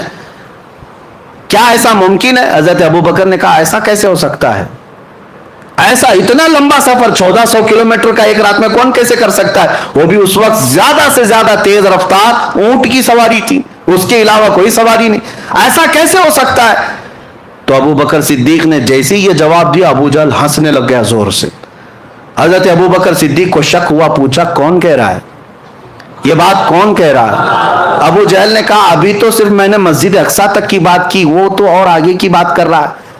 तो हजरत अबू बकर सिद्दीक ने कहा कि और कौन कह रहा है? अबू जहल ने कहा तुम्हारा सबसे करीबी दोस्त मोहम्मद सल्लल्लाहु अलैहि वसल्लम। हजरत अबू बकर सिद्दीक कहते सुन अबू जहल, तू तो बैतुल मुक़द्दस तक के सफर की बात कर रहा है, अगर मेरे महबूब सातों आसमानों की बात करें तब भी मैं मान लूं। अभी उसने कहा नहीं था कि सातों आसमानों के सफर की भी बात है। खुद से सिद्दीक अकबर ने कहा अगर मेरे आका सातों आसमानों की भी बात करें तब भी मैं हकीकत को तस्लीम करूंगा, इसलिए कि मेरा महबूब वो है जिसको सारी दुनिया अमीन और सादिक कहती है। हजरत अबू बकर ने जब ये कहा तो अबू जहल चेहरा लटका करके भाग गया और उसका काम नहीं हुआ। हजरत अबू बकर सिद्दीक फौरन आए, मजलिस रसूल अभी कायम थी, हुजूर सल्लल्लाहु ताला अलैहि वसल्लम अभी तशरीफ फरमा थे, लेकिन हजरत अबू बकर जब आए तो उस वक्त तक तो अबू बकर ही थे, अबू बकर ही थे। जिब्राइल अमीन हजरत अबू बकर से पहले आए मजलिस में और कहा ऐ अल्लाह के रसूल, आपका यार गार, आपका करीबी दोस्त अबू बकर आ रहा है और अल्लाह फरमाता है आज से आपके अबू बकर का लक़ब सिद्दीक है। सिद्दीक किसे कहते हैं? सच बात की तस्दीक करने वाला, हर सच्चाई को मानने वाला उसे सिद्दीक कहा जाता है। ये लक़ब किसी के बाप ने नहीं, खुद अल्लाह रब्बुल इज्जत ने आता है। आज जो सिद्दीक अकबर से जलते हैं वो जल करके मरेंगे, वो जल करके मरेंगे। हजरत अबू बकर को सिद्दीक का लक़ब किसी और ने नहीं, खुद खल्लाक़े कायनात ने अता फरमाया। रसूल करीम सल्लल्लाहु ताला अलैहि वसल्लम के वो अजीम साथी सहाबी जिन्होंने उस वक्त हुजूर सल्लल्लाहु ताला अलैहि वसल्लम की हर चीज को मान लिया जब लोग इनकार कर रहे थे। अब सुनिए, अब मजे की बात यहां से, लोग क्या इसी तरह छोड़ देते? हुजूर सल्लल्लाहु ताला अलैहि वसल्लम से कुछ कुफ्फारे मक्का ने सवालात पे सवालात की, कहा अच्छा आप बैतुल मुक़द्दस गए थे तो बताइए बैतुल मुक़द्दस में कितने दरवाजे हैं? आप बताइए। जो लोग गए थे वो तो क्रॉस वेरिफिकेशन करेंगे। हुजूर सल्लल्लाहु ताला अलैहि वसल्लम के बारे में उन्हें मालूम था, कभी हुजूर गए नहीं है, तो कहा आप बताइए बैतुल मुक़द्दस कैसा है, मस्जिद अक्सा कैसी है?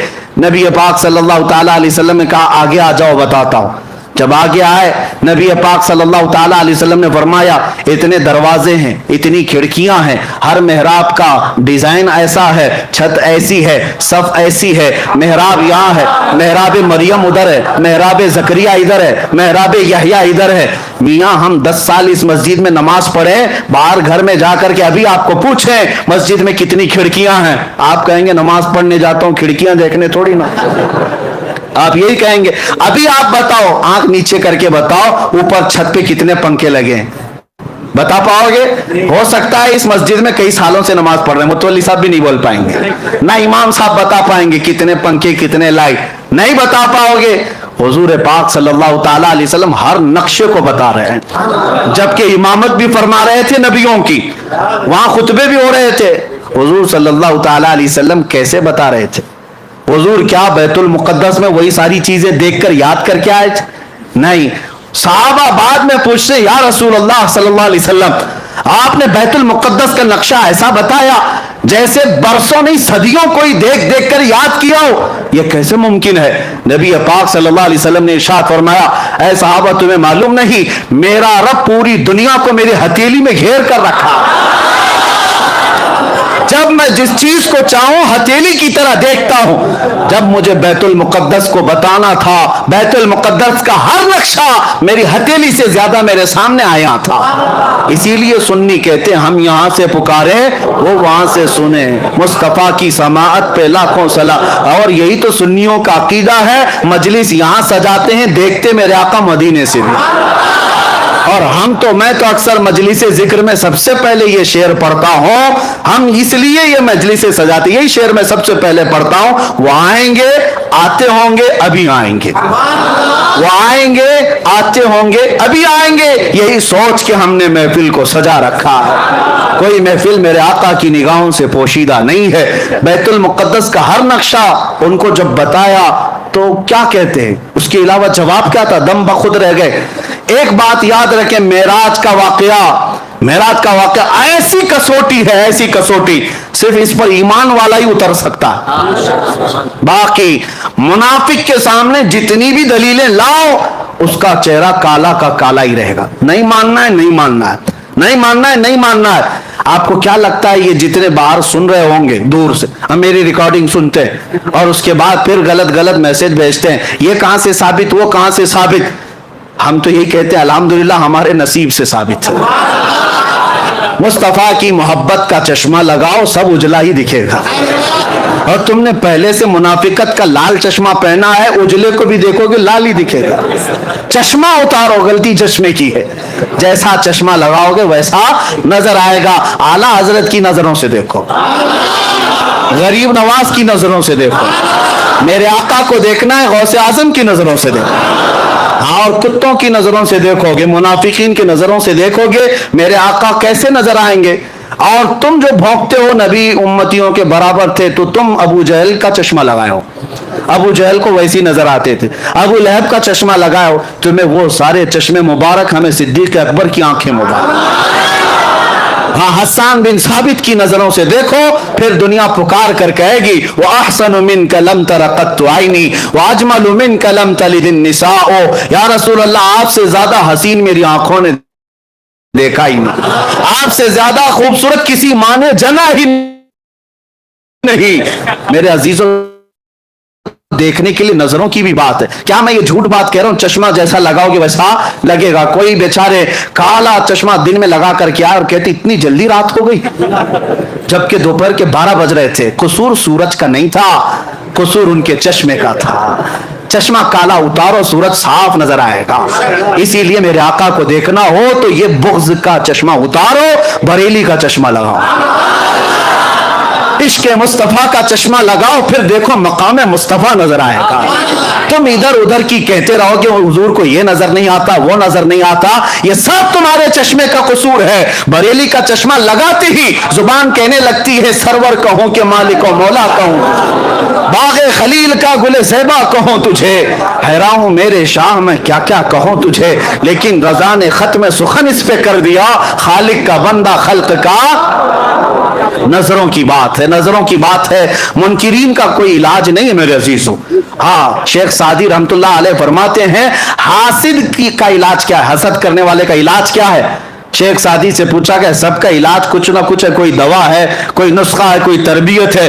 شیخ سعدی سے پوچھا کہ حاسد کا علاج کیا ہے. فرماتے حاسد کا علاج یہ کہ مر جائے, موت ہی علاج ہے. مرنے سے پہلے تک وہ سدھرے گا نہیں. ہاں, موت علاج ہے, اس سے پہلے اس عادت سے چھٹکارا ممکن نہیں ہے. اب سنو, حضور پاک صلی اللہ تعالی علیہ وسلم نے بیت المقدس کے پورے مناظر بتا دی. اب مکہ کے کچھ کفار آئے اور کہا اچھا آپ بیت المقدس تک گئے. کہاں سے گئے؟ مسجد حرم سے بیت المقدس تک گئے. اب سنیے, ان لوگوں نے کہا کچھ ہمارے عرب کے قافلے بھی اس سفر پہ گئے ہیں, اس راستے سے کچھ قافلے بھی گئے ہیں. اب محمد عربی صلی اللہ علیہ وسلم آپ بتائیے کیا ان قافلوں میں سے کوئی قافلہ آپ کو نظر آیا؟ حضور پاک صلی اللہ علیہ وسلم نے فرمایا ہر قافلہ نظر آیا. فرماتے 3 قافلے گئے ہیں تمہارے یہاں سے, 3 قافلوں میں کون ہے, کتنے لوگ ہیں, وہ بھی حضور بتانے لگے. فرماتے ہیں میں جب مقام روحہ میں تھا تب پہلا قافلہ تمہارا ملا, پہلا قافلہ, اور حضور بتاتے ہیں اس کے ساتھ کیا کیا ہوا. تمہارا وہ قافلہ چل رہا تھا, ادھر ہی جا رہا تھا فلسطین کی طرف, لیکن ان کا ایک اونٹ گم ہو گیا تھا, ان کا ایک اونٹ گم ہو گیا اور وہ قافلہ رک گیا تھا. اور مجھے پانی کے لیے پیاس لگی, میں اترا براق کی سواری سے اور اس اونٹ کے کجاوے میں دیکھا پانی پڑا ہوا تھا اور میں وہ پانی اٹھا کر پی لیا. ان ظالموں کو جو کہتے ہیں حضور کو خواب میں معراج ہوئی تھی, پوچھو حضور خواب میں پانی پیے تھے؟ ہاں, حضور صلی اللہ علیہ وسلم فرما رہے ہیں اس قافلے کا پانی, جو اونٹ گم ہوا تھا اس کے پالان میں پانی رکھا تھا, میں نے پانی پیا. اتنے میں ڈھونڈتے ڈھونڈتے اس قافلے کا ایک آدمی آ گیا اونٹ کے پاس, تو میں نے زور سے سلام بھی کیا اس آدمی کو. اس آدمی نے کہا یہ تو محمد کی آواز ہے. اس نے جواب دیا اور کہا یہ محمد کی آواز ہے. حضور فرماتے یقین نہ ہو تو جب قافلہ آ جائے اس سے پوچھ لینا. ایک قافلہ, فرماتے ہیں دوسرا قافلہ مقام ذی فجا, یہاں پر میں نے دیکھا. دوسرا جو تجارت کا تمہارا قافلہ گیا ہے اس کے ساتھ کیا ہوا وہ بھی میں بتاتا ہوں. حضور صلی اللہ علیہ وسلم فرماتے ہیں دوسرا قافلہ جب میری براق کی سواری اس کے پاس سے گزر رہی تھی, ایک اونٹ ایسا ہے جس کے اوپر 2 بھائی بیٹھے ہوئے تھے, 2 قریبی دوست بھی تھے, بھائی بھی تھے, اور وہ دونوں ایک ہی اونٹ پر بیٹھے ہوئے تھے. میری براق کی سواری اس اونٹ کے پاس سے گزری تو اونٹ بدک گیا. اونٹ جو ہے بجلی کی تیزی کی طرح دیکھ کر بھٹک گیا، جس کی وجہ سے وہ دونوں اونٹ کے نیچے گر پڑے، ایک کا پیر ٹوٹ گیا، ایک کا ہاتھ ٹوٹ گیا ہے۔ حضور نے فرمایا اور انہوں نے مرہم پٹی کی ہوئی ہے، یقین نہ ہو تو قافلہ جب آ جائے تب پوچھ لینا۔ یہ بھی بتایا۔ اس کے بعد حضور صلی اللہ تعالی علیہ وسلم نے فرمایا تیسرا قافلہ مکہ میں تلوین میں تھا، مکہ کے کفار نے کہا اس کا بھی کچھ بتائیے، وہ کیا تھا؟ حضور صلی اللہ علیہ وسلم فرماتے ہیں اس قافلے میں سب سے آگے ایک لال دھاری والا اونٹ چل رہا ہے، اور سب سے آگے اس کے پیچھے کالی دھاری والا اونٹ، اور پورے سفر میں یہی دو اونٹ سارے اونٹوں کی لیڈنگ کر رہے تھے، قیادت کر رہے تھے۔ اور یقین نہ ہو تو پوچھ لینا ان دو اونٹوں کے علاوہ قیادت میں ان کے پاس کوئی اونٹ نہیں تھا، یہ سب سے اچھے اونٹ تھے، اس پر سواری کرتے ہوئے جا رہے تھے۔ مکہ کے کفار اتنی روشن باتیں سن رہے ہیں، یہ کوئی کہانی تو نہیں ہو سکتی، اور ظاہر سی بات ہے کراس ویریفیکیشن کرنے کے لیے وہاں موجود ہے، ابھی وقت ہے۔ نبی پاک صلی اللہ تعالی علیہ وسلم نے فرما دیا تو کیا یہ اسی طرح کی باتیں تھی؟ ہاں، سیٹنگ والی باتیں تو نہیں ہے کسی بابا کی کہ پہلے سے ساری سیٹنگ کر لے۔ میرے عزیزو، نبی پاک صلی اللہ تعالی علیہ وسلم نے بیان فرما دیا، اور اس کے بعد ان لوگوں نے یہ بھی پوچھا اچھا جب اتنی علامتیں آپ نے بتا دی ہیں تو ابھی یہ بھی بتا دی یہ قافلے واپس کب آئیں گے، یہ قافلے واپس کب آئیں گے؟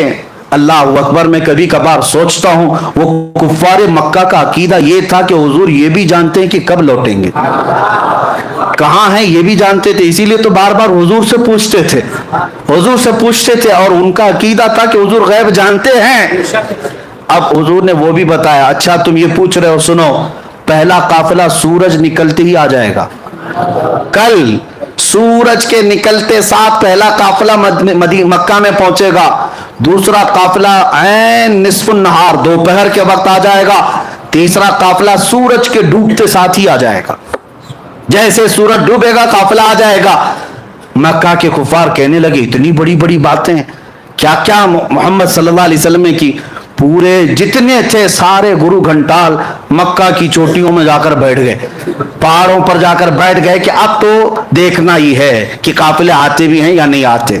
اللہ اکبر، حدیث میں موجود ہے سب کے سب جا کر رات بھر بیٹھے رہے، ان کو دیکھنا تھا، رات بھر بیٹھے رہے، سورج نکلنے کو قریب تھا، سب کی گردنیں اونچی، ایک طرف سورج کے نکلنے کو دیکھ رہے، دوسری طرف کہاں سے آنے والا ہے، کون سا قافلہ ہے۔ صحابہ بھی گئے ہوئے تھے، صحابہ بھی گئے ہوئے تھے، کیونکہ جہاں ہجو کرنے والے ہوتے ہیں وہاں تعریف کرنے والے بھی پہنچتے ہیں۔ میرے آقا کے عشاق کسی میدان میں پیچھے نہیں رہتے، جہاں تم بھونکو گے اور ہم اپنے نبی کی پرچم لہرائیں گے۔ حضور پاک صلی اللہ تعالی علیہ وسلم کے عشاق پہنچے ہوئے تھے، صحابہ تھے۔ اب سورج نکلنے لگا، سورج کی پہلی روشنی پڑی تو سب تو سورج کی طرف دیکھ رہے تھے، کسی کافر نے زور سے پکار کر کہا وہ دیکھو سورج طلوع ہو گیا۔ صحابہ نے، اس میں دوسرے ایک صحابی نے پکار کر کہا تو صرف سورج دیکھ رہا، وہ دیکھ اونٹ سے قافلہ بھی آ گیا۔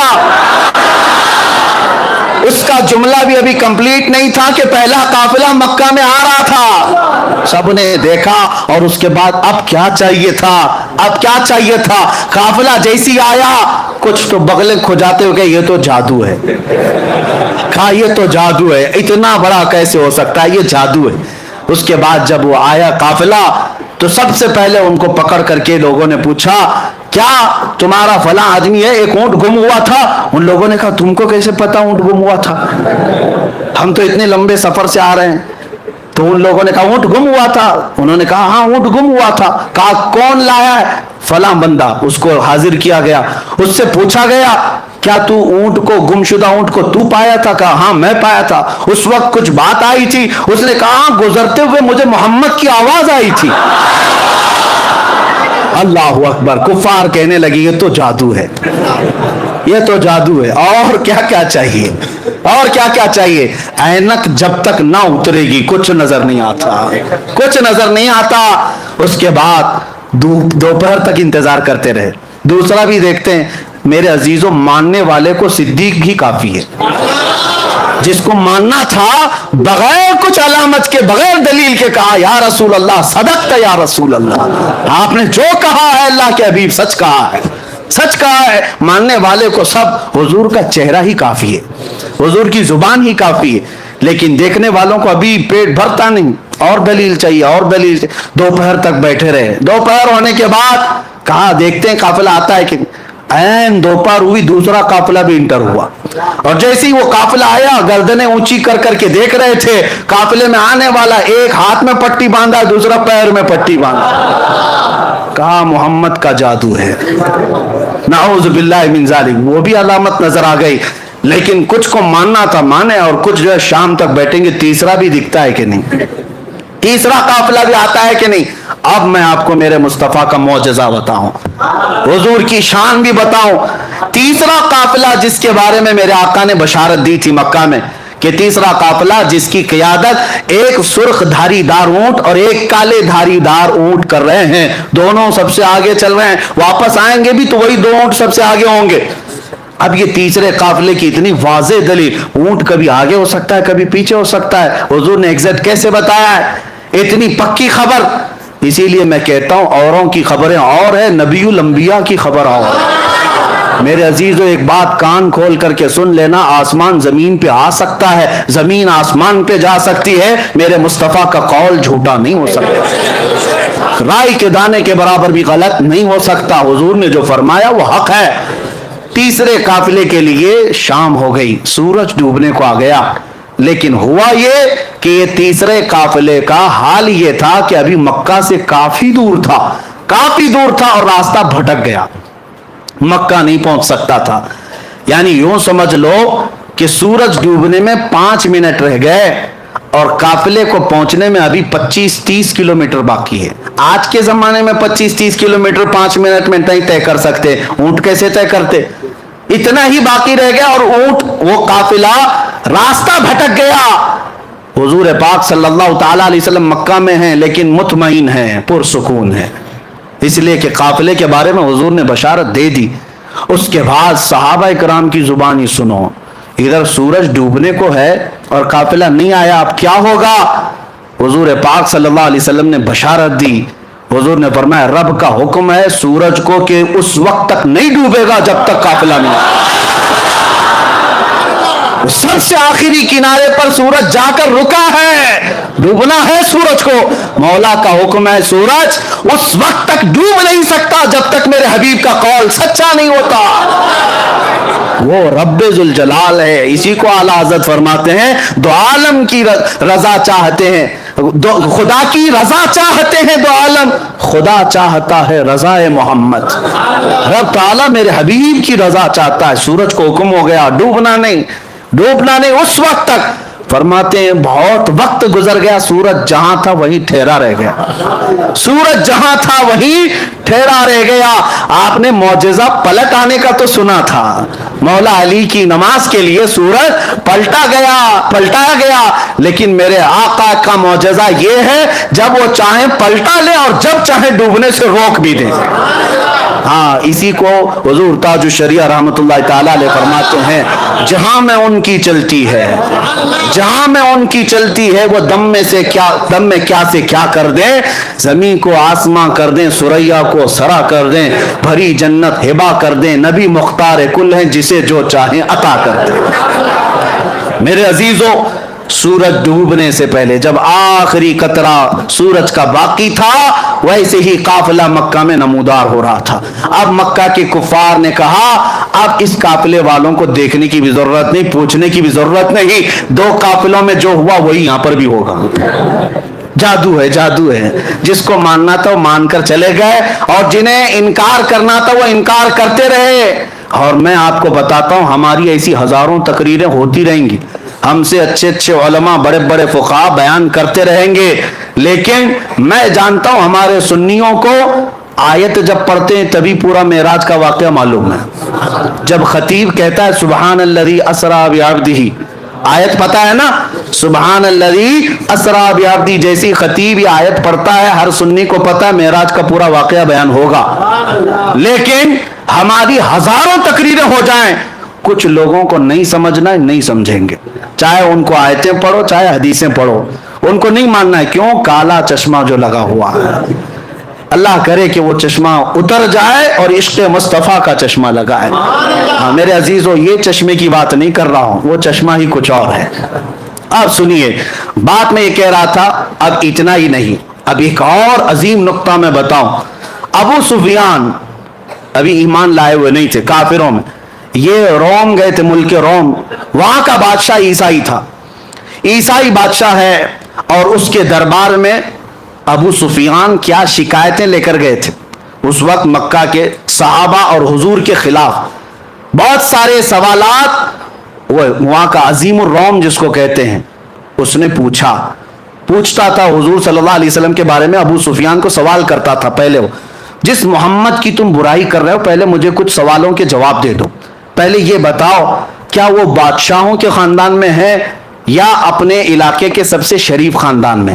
ابو سفیان کہتے میں چاہتا تو جھوٹ بولتا، لیکن وہاں صحابہ بھی تھے، سب لوگ کہتے کہ جھوٹا آدمی ہے، اور میں جھوٹا ہونا پسند نہیں کرتا تھا. کافر وہ اس وقت کفار مکہ میں سے کہا کہ نہیں وہ بادشاہوں کے خاندان میں تو نہیں، لیکن مکہ کے سب سے شریف خاندان قریش میں. پھر بادشاہ نے پوچھا ان کے ماننے والے غریب ہیں کہ امیر ہیں؟ تو ابو سفیان نے کہا ان کے ماننے والے غریب ہیں. پھر اس نے پوچھا ان کے ساتھ جو جنگیں ہوتی ہیں کبھی شکست کبھی فتح ایسا ہے؟ تو سفیان نے کہا ہاں کبھی شکست کبھی جیت. تقریباً 16-17 سوالات اس عظیم الروم بادشاہ نے جو عیسائی تھا اس نے کیا، اور اس کے بعد ابو سفیان سے وہ بادشاہ کہتا ہے جتنے میں نے سوالات کیے یہ سب پرانی کتابوں میں آخری نبی کی علامتیں بیان کی گئی، اور جو میں نے سوال کیا سب تو نے جواب دیا، یقیناً وہ آخری نبی ہے. ابو سفیان کہتے ہیں کہ میں تو گھبرا گیا، میں تو ان کو ڈیمیج کرنے آیا تھا، میں تو اس بادشاہ کے پاس عظیم الروم ہرقل کے پاس میں یہ کہنے آیا تھا کہ وہ سب سے برے لوگ ہیں اور وہاں مکہ میں فساد مچائے، لیکن اس کی تو بات ہی الگ. اب ابو سفیان کہتے ہیں کہ میرے پاس ایک اور آخری حربہ تھا، ایک آخری ہتھیار تھا کہ ان لوگوں کو میں کہوں اچھا سنو، جتنی علامتیں تم نے سنی وہ الگ بات ہے، ایک ایسا میں قصہ سناتا ہوں جس کے بعد تم ہنس پڑو گے. کہا کہ کیا قصہ ہے؟ کہا اسی محمد کا قصہ ہے، وہ ایسا قصہ سناتا ہے جس سے عقلیں ہنسنے لگ جاتی ہیں. کہا سنا تو کیا قصہ ہے؟ تو ابو سفیان سنانے لگے. وہ کہتے ہیں محمد ایک رات وہ حرم میں سوئے ہوئے تھے اور کوئی فرشتہ آیا اور انہیں اٹھا کر لے گیا، اور وہاں سے وہ بیت المقدس گئے براق کی سواری لے کر، اور وہاں پر جا کر انہوں نے سواری کو باندھ دیا اور بیت المقدس میں جا کر امامت کی. پھر آسمان وہ سب سنانے لگے اور پھر اسی وقت دربار میں بیٹھا ہوا 90 سال کا ایک عیسائی پادری جس کے لیے بادشاہ بھی جھک جاتا تھا، 90 سال کا پادری تھا، وہ وہاں محفل میں بیٹھا ہوا تھا. صاحب تو دیکھنے آئے تھے کہ عرب والے کیا نئی خبر لے کر آئے. جیسے ہی محفل میں ابو سفیان یہ واقعہ اس لیے سنا رہے تھے کہ ان کو لگ جائے کہ جھوٹا قصہ، کتنا بڑا گڑا ہوا قصہ ہے. وہ پادری کھڑا ہو گیا، اچھا یہ بتاؤ یہ تاریخ کیا تھی، یہ تاریخ کیا تھی؟ تو ابو سفیان نے کہا وہ 27 رجب کی تاریخ تھی. کہا بادشاہ میرے پاس ایک اور قصہ ہے میں سنانا چاہتا ہوں. بادشاہ نے کہا کیا ہے؟ کہا اس کو اب اتنا قصہ روک دو. ابو سفیان نے سنایا. کہا میں بیت المقدس کی خدمت پر مامور پادری ہوں، میں بیت المقدس کا صفائی بھی کرمچاری اور وہاں کے امامت اور دیگر ذمہ داریوں کا متولی ہوں، لیکن جو تاریخ ابو سفیان بتا رہا ہے اس تاریخ کو رات کو میں بیت المقدس کے سارے دروازے بند کرتا ہوں، میں آپ کو بتاتا ہوں. ایک رات ایسی آئی تھی اور وہ 27ویں رات ہی تھی شب میں یہ رجب کی کہ میں بیت المقدس کا سب سے بڑا دروازہ بند کرنے گیا، کسی طاقت کو لگائے وہ بند ہی نہیں ہوتا تھا، یہاں تک کہ میں اکیلا نہیں، پھر لوگوں کو بلایا، سب کو بلایا آؤ دروازہ بند کریں، کیونکہ وہ کعبہ تھا اس زمانے کا، سارے لوگ اس کی طرف، بیت المقدس مرکز اور قبلہ ہے، لوگ اس کی طرف منہ کر نماز پڑھتے عبادت کرتے. سب کو بلایا گیا، سبوں نے طاقت لگا دی، دروازے کو نہ ہلنا تھا نہ ہلا. وہ پادری کہتا ہے ایسی سخت بات اور تعجب کی بات اس سے پہلے میں دیکھا ہی نہیں. تو دروازہ بند نہیں ہوا تو رات کو ہم سب نے یہ مشورہ کیا چلو اب تھک گئے سو جاتے ہیں، دیکھتے ہیں کل سب بیٹھ کر کے بڑے بڑے علماء کو بلائیں گے اور کیا ہوگا اس پر. وہ کہتا ہے وہ عالم تھا اس زمانے کا، 90 سال کی عمر ہو گئی. کہا میں جا کر سو گیا، سب چلے گئے سو گئے. صبح جب ہم اٹھ کر کے آئے تو دروازے کو ہلکا ہلانے سے ہی بند ہو گیا. دروازے کو صرف ہاتھ ہی لگایا تو بند ہو گیا. میں نے دیکھا یہ ماجرا کیا ہے, یہ ماجرا کیا رات کو پوری طاقتوں سے بند نہیں ہوا؟ میں نے دیکھا کچھ الگ مسئلہ ہے. تو کہتا ہے اندر قدم رکھا تو بھینی بھینی خوشبو بھی آ رہی تھی, ماحول بدلا بدلا لگ رہا تھا.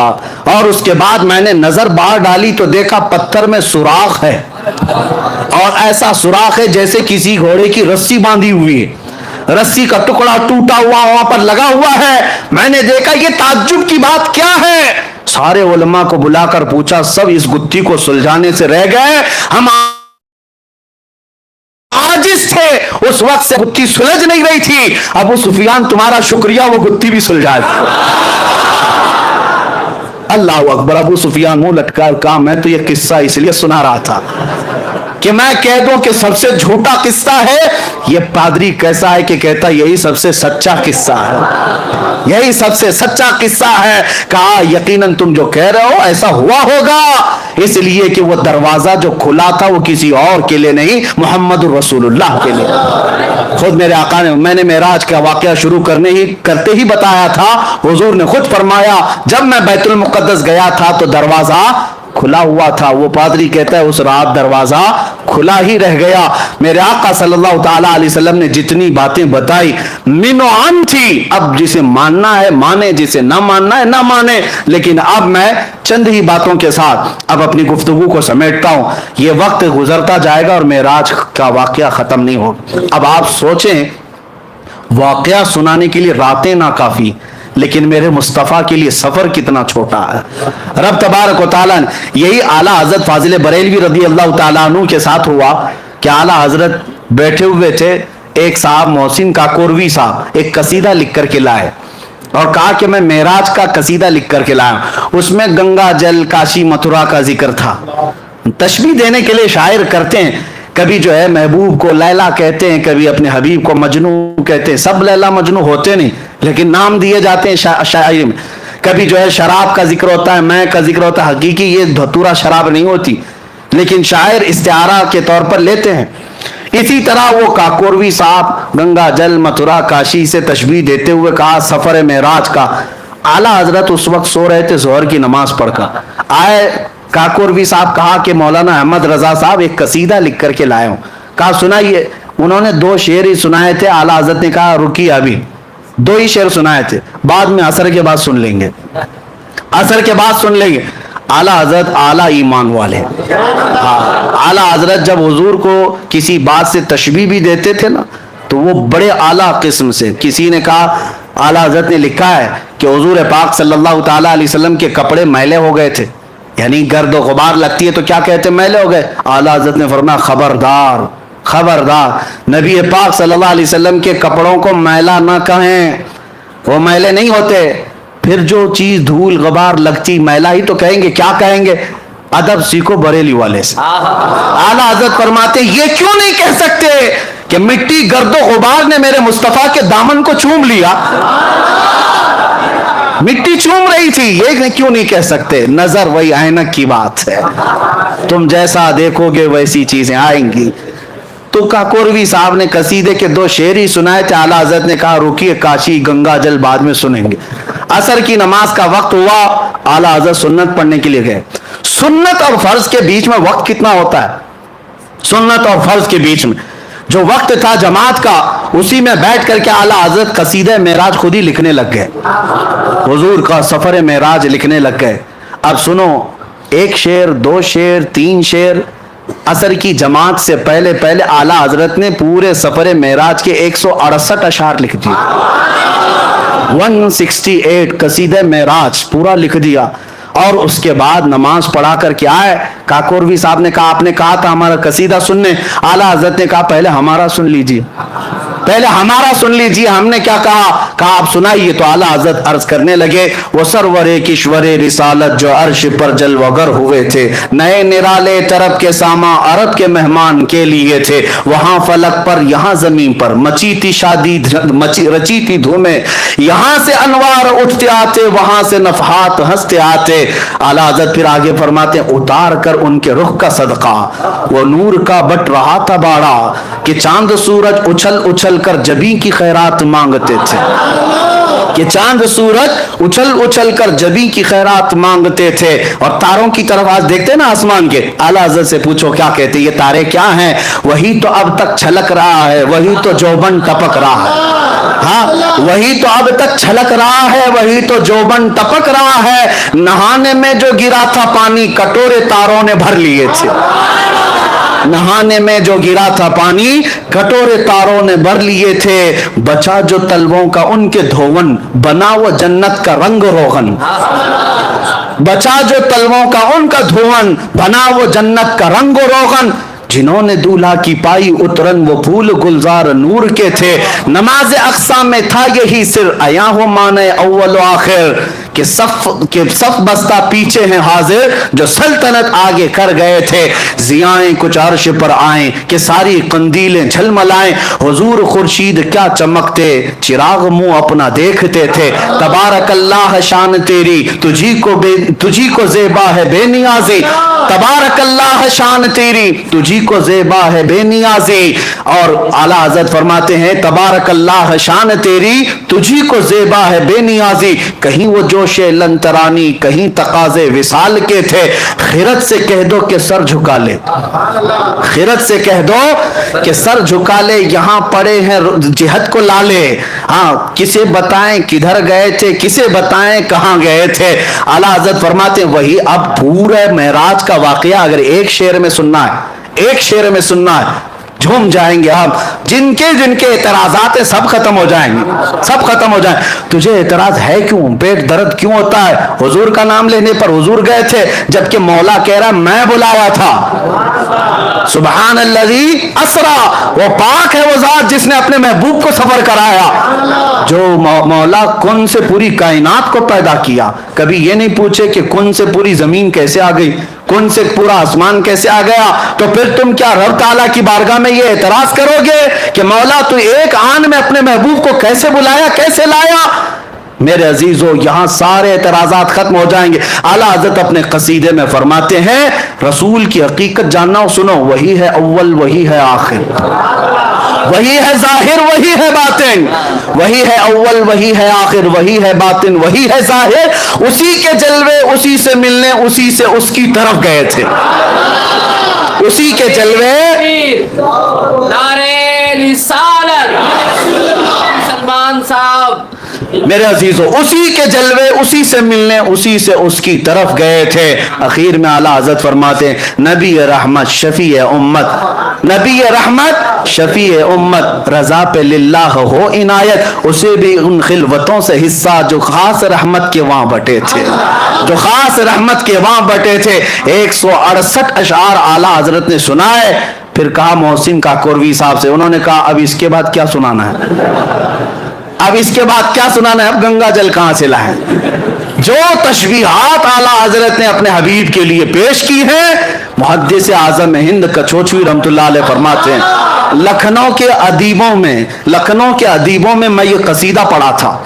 कौन कह रहे हैं? मुहद्दिस आज़म हिंद कचोचवी रहमतुल्लाह अलैह फरमाते हैं, बड़े बड़े अदीब शायर बैठे हुए थे लखनऊ के, उनके बीच में आला हजरत का मैंने कसीदा पढ़ा, सब दम बखुद रह गए। और उसके बाद मैंने पूछा, इस कसीदे की जुबान के बारे में क्या कहते हो? लखनऊ वालों ने एक ही बात कहा, ये तो रजा की जुबान कौसर और तस्नीम से धुली हुई लगती है, कौसर और तस्नीम से धुली हुई लगती है। अजीज़ान गिरामी वक़ार, अब यहाँ ये भी है कि उतने मुख्तसर वक्त में नमाज असर की सुन्नतों से फर्ज के बीच में ये कसीदा मेराज का पूरा होना, ये भी मेरे आका के मौजिज़ों में से एक मौजिज़ा है, मौजिज़ों में से एक मौजिज़ा है।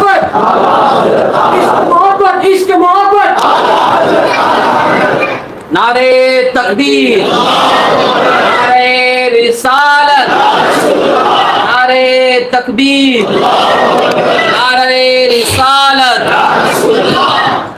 अब हम आते हैं साइंस की तरफ। साइंस क्या क्या एतराजात करता है, क्योंकि अब के जमाने के लोग हर थ्योरी को साइंस पर परख कर ही देखना चाहते हैं। साइंस का हाल ये है, ये हवा से खमसा जो 5 चीजें, सुनने की ताकत, देखने की ताकत, चखने की ताकत, सूंघने की ताकत और पकड़ने की ताकत, ये 5 चीजें, इनको हवा से खमसा कहते हैं। इन पांचों के सामने जो चीज है साइंस उसी को मानती है, उसके अलावा नहीं मानती।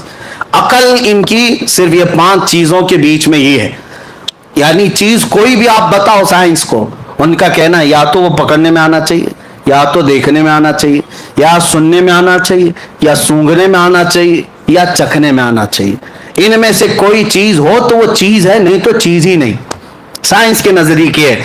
लेकिन अब वाकई मेराज न पकड़ने में आएगा, ना सूंघने में आएगा, ना चखने में आएगा। अब अभी अगर सुनना चाहे तो सुनने में भी नहीं आएगा। कैसे? अब इस साइंस के एतबार से वो कहते हैं नामुमकिन है, नामुमकिन है। मेरे अजीजों, मैं आपको बताता हूं, साइंस पहले कुछ चीजें इजाद करती है और उसके बाद फिर खुद ही इनकार भी करती है। उनके नजरिए बदलते जाते हैं। पहले डार्विन का नजरिया था कि इंसान बंदर से पैदा हुआ, हाँ वो बेचारे चले गए, उसके बाद लोग बदलते गए नजरिए। हाँ वो रहे होंगे, हम तो नहीं। बंदर तरक्की करते करते इंसान बन गया, और जो बाकी बच्चे हैं बंदर, उनका क्या कसूर है? वो कब बनेंगे? हम तो उनका भी इंतजार कर रहे हैं, उनमें भी कोई बाबू आ जाए।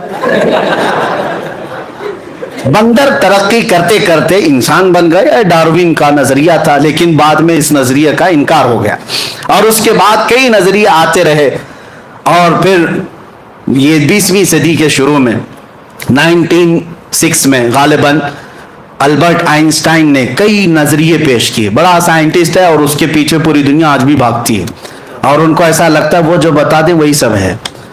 धोखा भी हो सकता है, और हर तरक्की के बाद पिछली चीजें छोड़ दी जाती हैं। जैसे जैसे दुनिया तरक्की करती जाती है, नई नई इजादात मालूम होती। पहले दुनिया ये कहती थी कुछ चीजें ऐसी हैं जो नहीं दिखती तो उसको मानना भी नहीं है, जो नहीं दिखती उसको मानना भी नहीं। बाद में फिर साइंस ने जब टेलीस्कोप पैदा किया, दूर देखने वाली चीजें, माइक्रोस्कोप पैदा किया, खुर्दबीन और दूरबीन जिसको कहते हैं, और उसके बाद माइक्रोवेव डिटेक्टर जो शुआओं को भी गिरफ्तार करके लोगों के यानी दिखा सकता है। तो ये सब जब मशीनें पैदा होने लगी तो साइंस कहने लगा कुछ और भी चीजें हैं दुनिया में, यानी सितारों से आगे जहां और भी है। अब मानने लगे और आगे बढ़ने लगे। और उसके बाद मैं कहता हूं अकल के अंधों को, जो मेरे आका सल्लल्लाहु अलैहि वसल्लम के मेराज के सफर के मुनकिर हैं, हुजूर को ये सफर क्यों दिया गया था? ये साइंस के लिए ही है। मैं आपको बताऊं, इसलिए कि हर नबी को जो मौजज़ा दिया गया है, उस जमाने की जो सबसे आला चीज थी उसे चैलेंज करते हुए मौजज़ा दिया गया। उस जमाने के जो लोग सबसे बड़े तरक्की याफ्ता होते थे, उनको चैलेंज करने के लिए नबी को मौजज़ा दिया जाता था। मूसा अलैहिस्सलाम के जमाने में जादू अपने उरूज पर था।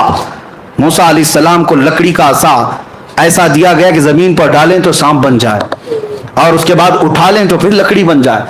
जेब में हाथ डालकर मूसा अलैहिस्सलाम निकालते तो हाथ ऐसा चमकता कि रात उजाली हो जाती।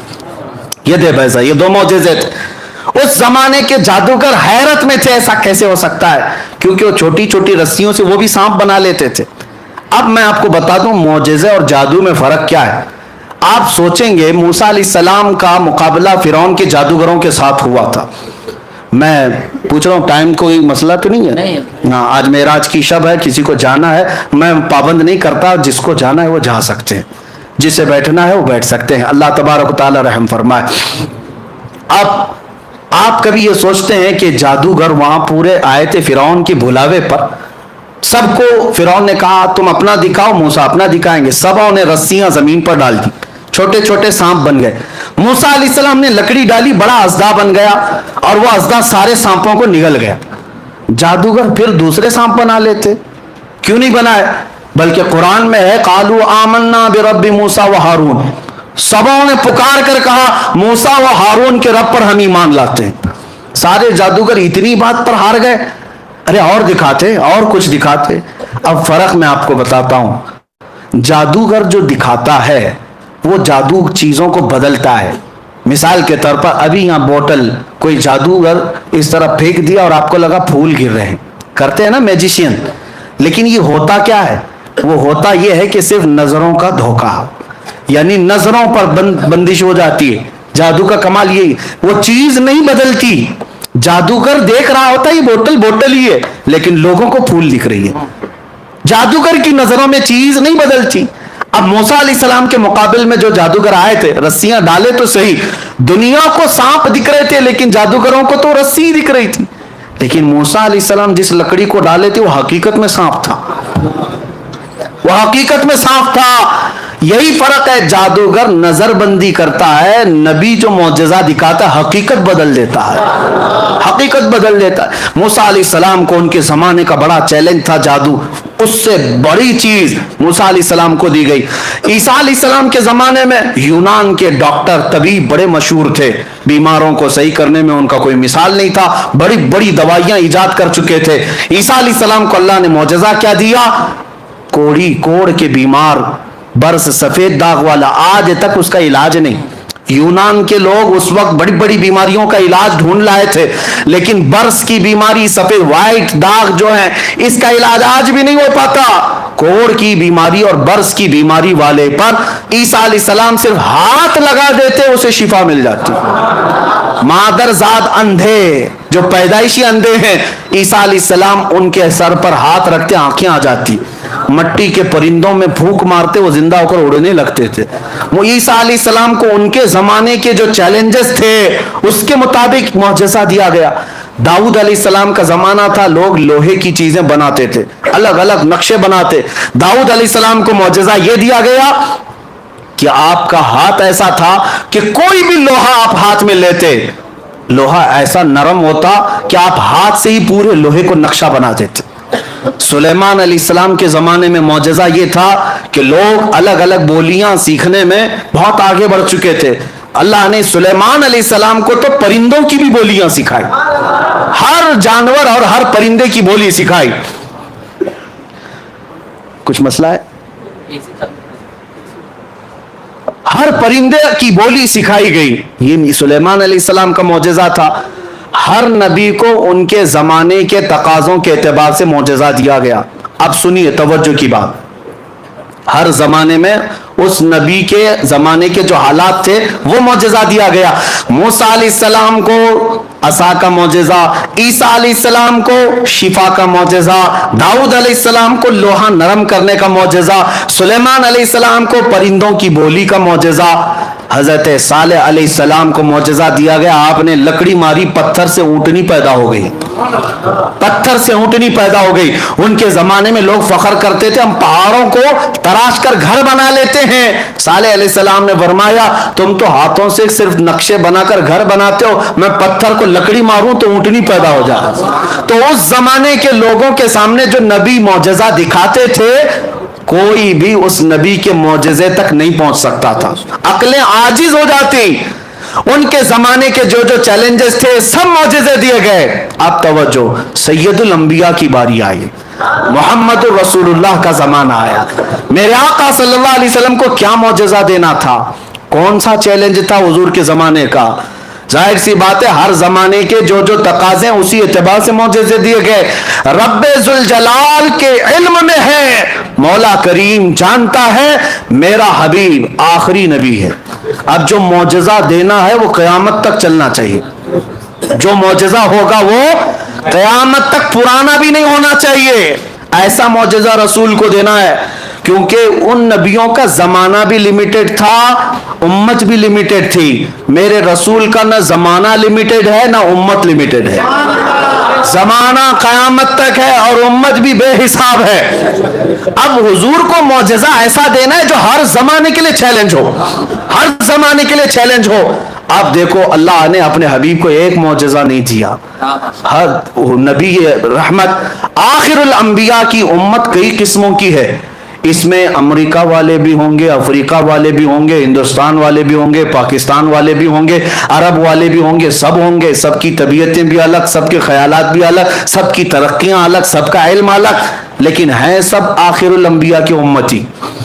اب معجزہ ایسا دینا ہے رسول کو جو قیامت تک چلنا ہے. اب رسول کو پہلا معجزہ دیا گیا قرآن عظیم. یہ معجزہ قرآن ایک میرے آقا کا معجزہ ہے. میں کہتا ہوں بیٹھے ہوئے چھوٹا بھی بچہ ہم میں سے 12 سال کا لڑکا اٹھو, میں کھلی اجازت دیتا ہوں پورے محلے میں پوری دنیا میں چیخ چیخ کر کے ظالموں کو پکار کر کہو, تمہیں اجازت میں دیتا ہوں, اور کھل کر کے ڈرنے کی بات نہیں کہ لاؤ اگر تمہاری ہمت ہے تو قرآن کے برابر کی ایک کتاب.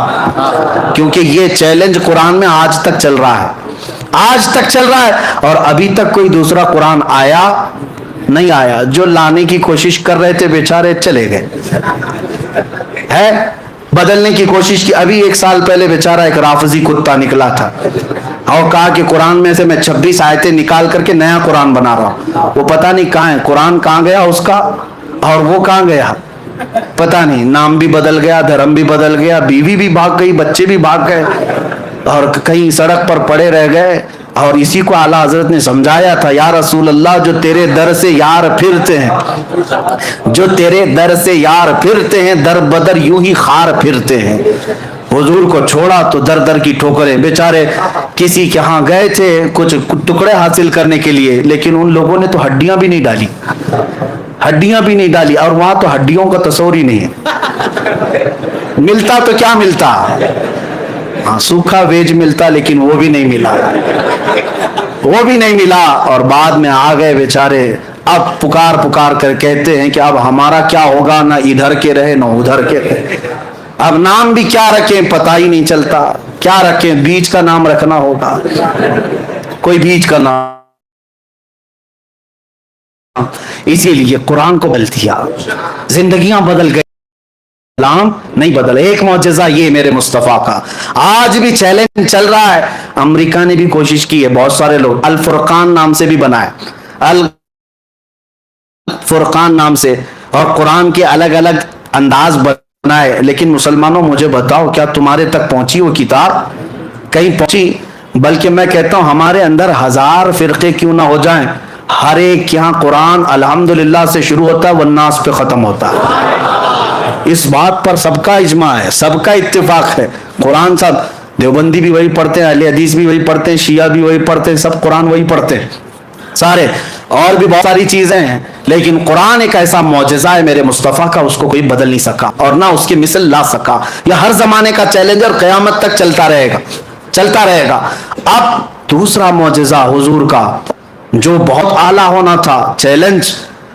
اب دیکھیں ہر نبی, پھر ذہن میں بات رکھیں, ہر نبی کو اللہ نے وہ معجزہ دیا جو اس زمانے کے لوگوں کا عروج کا کام ہوتا تھا, ان کو چیلنج کرنے کے لیے دیا گیا. رب ذوالجلال کے علم میں تھا میرا آخری نبی, میرا محبوب جب جائے گا اس کی امت بعد میں ترقی کرے گی, ٹیکنالوجی آئے گی, سائنس آئے گا, اور پھر اس کے بعد یہ لوگ چاند تک پہنچنے کے دعوے کریں گے, کبھی اسپیس پہ جانے کے دعوے کریں گے, خلا میں پہنچ جائیں گے, اور اس کے بعد کہیں گے ہماری طاقت بہت زیادہ ہے. اس لیے 14 صدیوں پہلے محبوب تم بتاؤ, میں تو وہاں تک پہنچا جس کا تو کوئی نام ہی نہیں ہے, جو لامکاں ہے. اب سنو, اب کے زمانے میں 1906 کی بات کر رہا ہوں, آئنسٹائن سے پوچھا گیا تھا, اس نے ایک نیا نظریہ پیش کیا تھا, اسپیشل تھیوری آف ریلیٹیوٹی. کہتے ہیں اسپیس, ٹائم اور انرجی, ان تمام چیزوں میں گہرا تعلق ہوتا ہے. اور البرٹ آئنسٹائن نے کہا کہ اگر کوئی اوپر کا سفر کر رہا ہے تو ایک سفر یہ ہمارا انسانوں کا ہے, اور ایک سفر نوری سال کا ہے. سپیڈ آف لائٹ کا مطلب کیا ہے؟ روشنی کی رفتار کتنی ہوتی ہے پتہ ہے آپ کو؟ روشنی کی رفتار جس کو کہتے ہیں 3 lakh kilometre per second.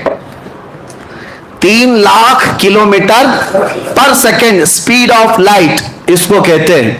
Speed of light کے سفر آئنسٹائن کہتا ہے کہ ناممکن ہے, نہیں ہو سکتا. اتنی لمبا سفر اور اتنا تیز سفر کوئی کرے گا اس کا جسم ہی ختم ہو جائے گا.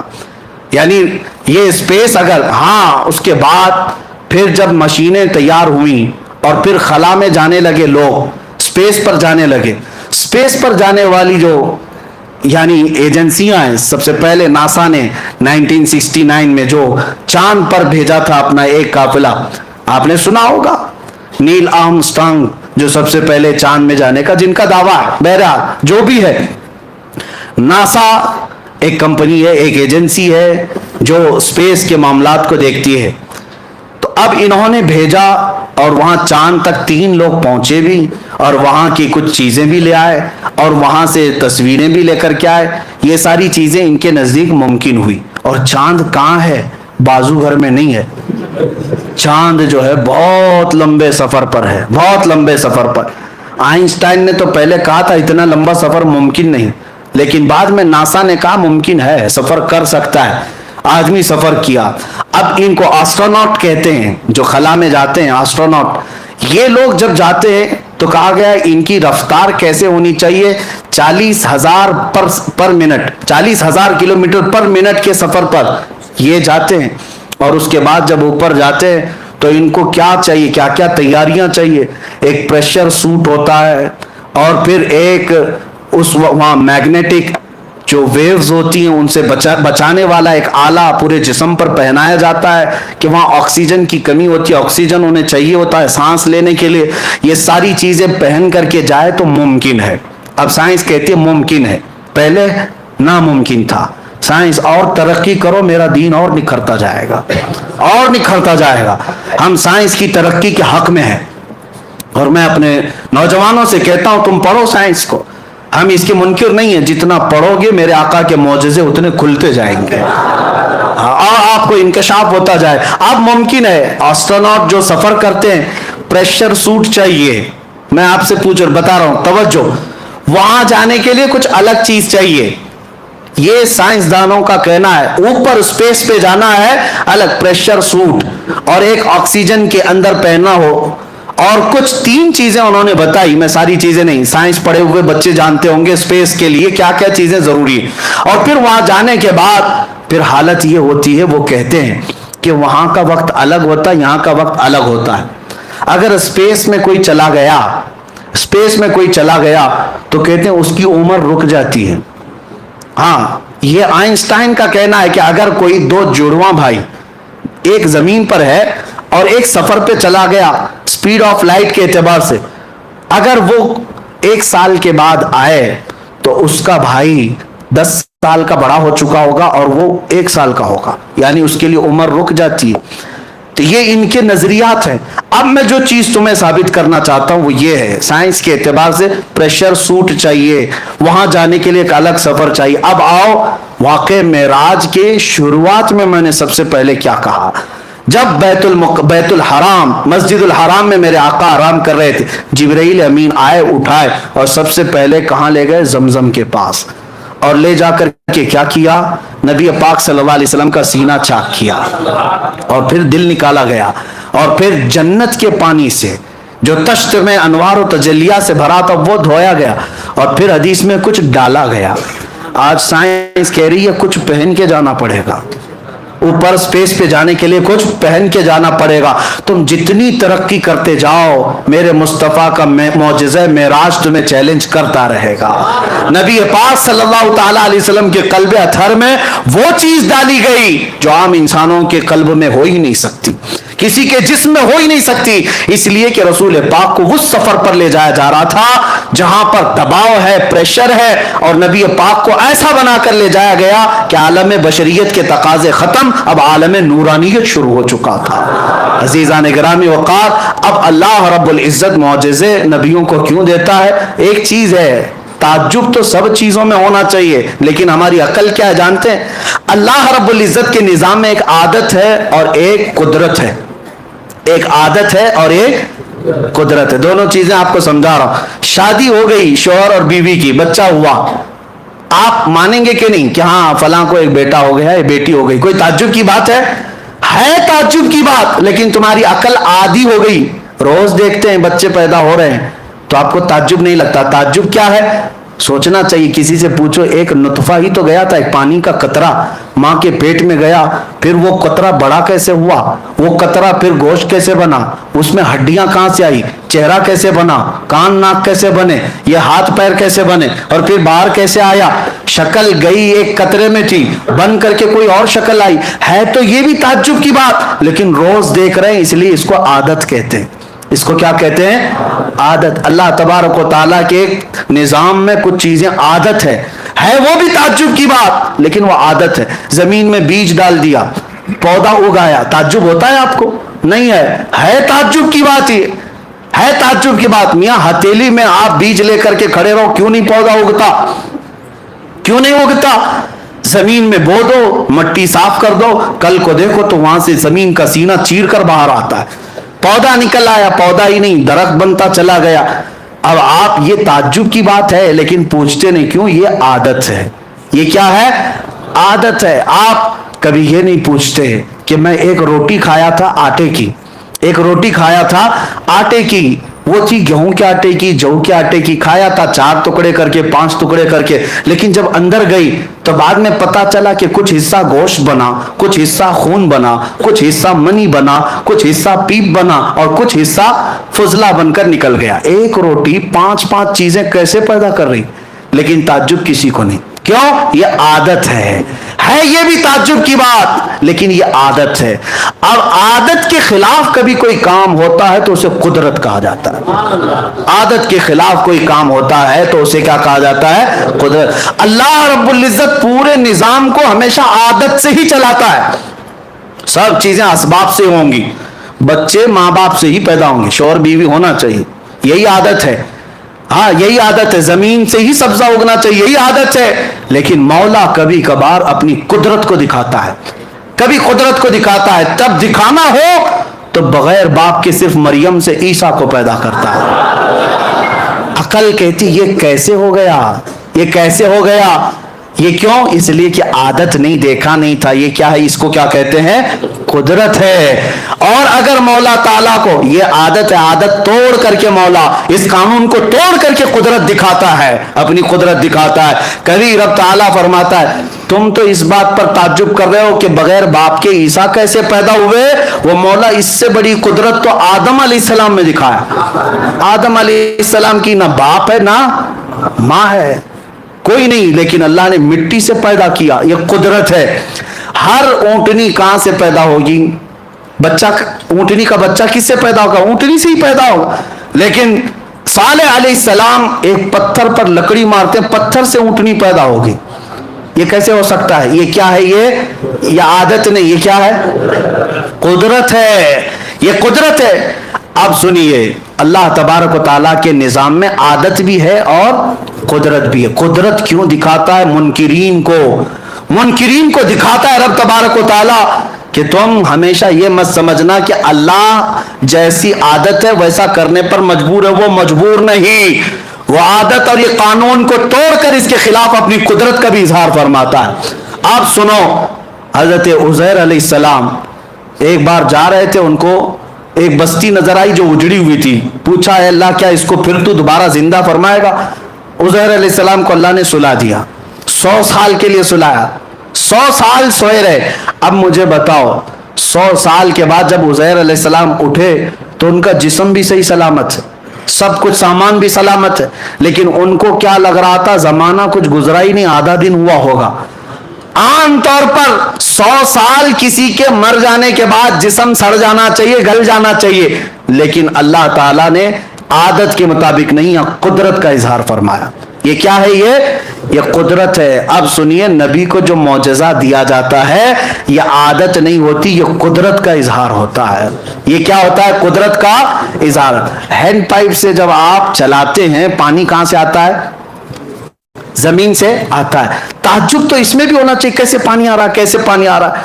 नीचे से पूरे प्रेशर के साथ पानी आता है, हैंड पाइप चला रहे हैं, लेकिन रोज देख रहे हैं, इसलिए ताज्जुब नहीं होता। अब मौला ताला जो दिखाता है वो क्या है? महबूब अपना हाथ रखो, उंगलियों से पानी जारी करो, उंगलियों के बीच से। अब ये क्या है? अल्लाह की कुदरत है, अल्लाह की कुदरत है।